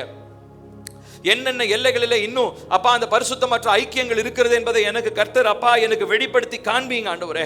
அதை நீங்க காண்பிக்கும் போது உணர்வுள்ளவனா அதை உடனே சரி செய்து கொள்ள எனக்கு உதவி செய்யுங்கப்பா. எல்லா உணர்ச்சி பூர்வமான ஐக்கியங்கள் இயேசுவின் நாமத்தினால் என்னை விட்டு வெளியேறுவதாக சொல்லுங்க. கர்த்தாவே, என்னுடைய ஆத்துமா உம்மோடு மாத்திரம் இணைக்கப்பட்டிருக்கணும் ஆண்டவரே. வேற எந்த எமோஷனல் அட்டாச்மெண்ட்ஸ் எந்த மனுஷனோட எனக்கு இருக்கக்கூடாது. சொல்லுங்க, சொல்லுங்க, வாயை திறந்து சொல்லுங்க. கர்த்தாவே, நானோ என்னுடைய குடும்பத்தினரோ என்னுடைய பிள்ளைகளோ உணர்ச்சி பூர்வமாக எந்த மனிதனோடையும் நாங்க தொடர்பு பட்டு இருக்க போவது இல்லை. ஏசப்பா, எங்களுடைய ஆத்துமா உம்மோடு மாத்திரம் இணைக்கப்பட்டிருக்க வேண்டும். நாங்களும் எங்கள் குடும்பமும் ஒவ்வொருத்தரும், எங்க பிள்ளைகள், எங்களுடைய சந்ததியினர், தலைமுறையில ஒவ்வொருவரும் அப்பா எங்களுடைய ஆத்துமா உம்மோடு மாத்திரம் உணர்ச்சி பூர்வமாக நாங்க உங்களோட தான் இணைஞ்சிருக்கணும் ஆண்டவரே. வேற எந்த மனுஷனோடையோ, வேற எந்த பொருளோடையோ, வேற எந்த உறவோடையோ எங்களுக்கு உணர்ச்சி பூர்வமான ஐக்கியங்கள் இருக்க கூடாது. அடுத்தாக சொல்லுவோம் ஆவிக்குரிய ஐக்கியங்கள் சொல்லி ஜெபிப்போம். கர்த்தாவே, உங்களிடத்துல ஆலோசனை கேட்காம இந்த இஸ்ரவேலர்கள் கிபியோனியரோட உடன்படிக்கை பண்ண மாதிரி அப்பா நிறைய ஃப்ரெண்ட்ஷிப் வந்தாங்க, நிறைய பார்ட்னர்ஷிப், பிசினஸ் பார்ட்னர்ஷிப், இந்த மாதிரி நிறைய விஷயம், நிறைய எனக்கு ஆப்பர்ச்சுனிட்டிஸ் வந்தது, நிறைய வாய்ப்புகள் வந்தது, எனக்கு நிறைய வசதிகள் வந்தது. ஆனா அது உங்களிடத்திலிருந்து வந்ததான்னு சொல்லி கேட்காமலேயே நான் போய் அவங்களோட தொடர்பு வச்சுட்டேன். அதனால என் வாழ்க்கையில ஆசீர்வாதம் தடைபட்டு இருக்கிறது, தீமைகள் தான் வந்திருக்கிறது. அதனால என் வாழ்க்கையிலே ஆசீர்வாத குறைவை நான் பார்க்கிறேன். ஆனால் இப்பொழுது நான் இஸ்ரவேலர்களை போல நான் இருக்க போவது இல்லை. கிபியோனருடைய விஷயத்துல அவங்க அப்பா அவங்களுடைய வாக்கை கேளாமல் போனதை போல நான் இருக்க போவது இல்லை. ஒவ்வொரு காரியத்திலும் உங்ககிட்ட நான் ஆலோசனை கேட்க போறேன் ஆண்டவரே. ஒவ்வொரு ரிலேஷன்ஷிப், ஒவ்வொரு ஃப்ரெண்ட்ஷிப், ஒவ்வொரு பிசினஸ் பார்ட்னர்ஷிப், ஒவ்வொரு பிசினஸ் டிரான்சாக்ஷன், ஒவ்வொரு படிப்பு, திருமண வாழ்க்கை, அப்பா என்னுடைய செலவு, என்னுடைய ஃபைனான்சஸ் எல்லாவற்றிலும் கர்த்தாவே உங்களுடைய ஆலோசனையை கேட்டு தான் நான் செய்ய போறேன் ஆண்டவரே. உங்களுடைய ஆலோசனை இல்லாம எந்த ஒரு காரியத்திலையும் நான் தலையிட போவது இல்லை அப்பா. ஆவிக்குரிய விதத்தில் எனக்கு எல்லா ஐக்கியங்களும் இயேசுவின் நாமத்தினால வெட்டப்படுவதாக. அடுத்ததாக சொல்லுவோம் இந்த கலாச்சார ஐக்கியங்கள். நம்ம சொல்லுவோம் கர்த்தாவே, என் குடும்பத்திலையும் அப்பா எங்களுடைய ரத்த வழியில இன்னும் தொடர்ந்து வருகிறதான அந்த கலாச்சார ஐக்கியங்கள் இயேசுவின் நாமத்தினால எங்களை விட்டு வெளியேறுவதாக. சொல்லுங்க, வாயை திறந்து சொல்லுங்களேன். கலாச்சார ஐக்கியங்கள் இயேசுவின் நாமத்தினாலே என்னை விட்டு வெளியேறுவதாக. சொல்லுங்க. எங்களுடைய ரத்தத்தில் இருக்கக்கூடிய ஒரே ஒரு மனநிலை என்னன்னா பரலோக ராஜ்யத்தினுடைய கலாச்சாரம், கிங்டம் கல்ச்சர் மட்டும்தான் என்னுடைய ரத்தத்தில் இருக்கணும். என் சிந்தையில, என் குடும்பத்துல, என் பிள்ளைகளுடைய வாழ்க்கையில கர்த்தாவே பரலோக ராஜ்யத்தினுடைய யோசனை, பரலோக ராஜ்யத்தினுடைய திட்டம், பரலோக ராஜ்யத்தினுடைய விருப்பம், அதை தான் நாங்க செய்யணும். முழுக்க முழுக்க அதையே தான் நாங்க செய்யணும்ன்ற ஒரு வாஞ்சையும் ஒரு ஏக்கமும் இயேசுவின் நாமத்தினாலே எங்களுக்கு உண்டாவதாக என்று சொல்லி நாங்கள் ஜெபிக்கிறோம். மற்றபடி அப்பா ஆண்டவரே, எங்களுடைய ஊர் சார்ந்த, ஜாதி சார்ந்த, எங்களுடைய குடும்பம் சார்ந்த எல்லா கலாச்சார பழக்க வழக்கங்களும் இயேசுவின் நாமத்தினாலும் இரத்தத்தினாலும் என்னுடைய வாழ்க்கையை விட்டு வெளியேறுவதாக என்று சொல்லி நான் ஜெபிக்கிறேன். நான்காவதாக இந்த திட்டமிட்ட ஐக்கியங்கள், ஸ்ட்ராட்டஜிக் ஃபெலோஷிப்ஸ். அது ஒருவேளை உங்களுடைய தொழிலாக இருக்கலாம், அவங்களுடைய படிப்பாக இருக்கலாம், உங்களுடைய ஃப்ரெண்ட்ஷிப்பாக இருக்கலாம், நல்ல ஃப்ரெண்டை போல இருக்கலாம், ஒரு நல்ல ஒரு நண்பனை போல இருக்கலாம். நீங்க தேவனிடத்தில் ஆலோசனை கேட்காம நீங்க தயவு செஞ்சு அதை செய்யாதீங்க. கர்த்தருடைய ஆவியானவர் நிறைய நேரங்கள்ல அவர் சொல்லுகிற காரியத்தை நம்ம கேட்காம போகிறதுனால தான் நம்ம தீமையான காரியங்களை போய் சிக்கிக்கொள்றோம், தீமையான காரியங்களை போய் சிக்கிக்கொள்றோம். தயவு செய்து பிரியமானவர்களே, எல்லாரும் நீங்க நல்லா கேளுங்க. நீங்க நல்ல நோக்கத்தோட செய்யற எந்த காரியமா இருந்தாலும் நல்ல நோக்கம்தான், நல்ல நண்பர்கள் தான், நல்ல எண்ணமா தான் இருக்கும். ஆனா தேவனிடத்திலிருந்து அது வரலன்னா அது நிச்சயமா உங்களுடைய வாழ்க்கையில தீமையை தான் கொண்டு வரும், தடையை ஏற்படுத்தும். பிரியமானவர்களே, கர்த்தர் நமக்கு எச்சரிக்கிறார். தயவு செய்து நீங்க என்ன வேணா செய்யுங்க, ஆனா கர்த்தருடைய ஆலோசனையை கேளுங்க, கர்த்தருடைய திட்டத்தை கேளுங்க. ஏசப்பா, இதுல உங்களுடைய ஸ்ட்ராட்டஜி என்ன, உங்களுடைய திட்டம் என்ன? இது தொழில் செய்யறேன், ஏன் நான் ஒருவேளை நான் ஊழியக்காரனா இருக்கேன்னா எனக்கு மனசுக்கு வந்த மாதிரி நான் எல்லா ஊழியக்காரங்களோட நான் செய்ய வேண்டிய அவசியம் இல்லை. நான் ஊழியக்காரனா இருக்கிறனால எல்லா ஊழியக்காரங்களோட நினைச்சு நான் ஊழியம் செய்ய வேண்டிய அவசியம் இல்லை. என்னுடைய ஊழியம் ஸ்ட்ராட்டஜிக்கலா இருக்கணும். கர்த்தர் திட்டமிட்ட விதத்துல என் ஊழியம் இருக்கணும். அது ஊழியமா இருந்தாலும் சரி, உலக பிரகாரமான வேலையா இருந்தாலும் சரி, கர்த்தருடைய திட்டத்தின்படி தான் நம்ம செய்யணும். நீங்க அதற்கு ஒப்பு கொடுத்து ஜெபம் பண்ணுங்க. இன்னைக்கு ஏசப்பா, நான் இனிமே அப்பா உங்களுடைய ஆலோசனையின்படி தான் என்னுடைய ஊழியம், என்னுடைய தொழில், என் படிப்பு, என்னுடைய பொருளாதாரம், நான் முதலீடு செய்யறது எல்லாமே, என் உழைப்பு, என்னுடைய திருமண காரியம், அப்பா என்னுடைய வேலைக்குரிய காரியம் எல்லாமே கர்த்தாவே உங்களுடைய திட்டத்தின்படி தான். நான் உங்களோட இணைஞ்சிருக்கிற அந்த ஐக்கியத்துல நீங்க கொடுக்கிற ஸ்ட்ராட்டஜியில தான் நான் நடக்க போறேன்ப்பா. மற்றபடி இருக்கக்கூடிய எல்லா விதமான ஸ்ட்ராட்டஜிஸ் இயேசுவின் நாமத்தினாலே அழிக்கப்படுவதாக. மனுஷனுடைய எல்லா ஸ்ட்ராட்டஜியும் அழிந்து போகட்டும்ப்பா. பிசாசுனுடைய எல்லா ஸ்ட்ராட்டஜிக்கல் பிளானிங் அழிந்து போகட்டும் ஆண்டவரே. கர்த்தருடைய திட்டம் மாத்திரம் இயேசுவின் நாமத்தினாலே எங்க வாழ்க்கையில நிறைவேறுவதாக. எங்களுடைய தொழில், ஊழியம் என்று எல்லா பகுதிகளிலும் தேவனோடு இருக்கிறதான அந்த ஐக்கியத்துல மாத்திரம் நாங்க நிலைச்சிருக்க கர்த்தர் எங்களுக்கு உதவி செய்யுங்கப்பா.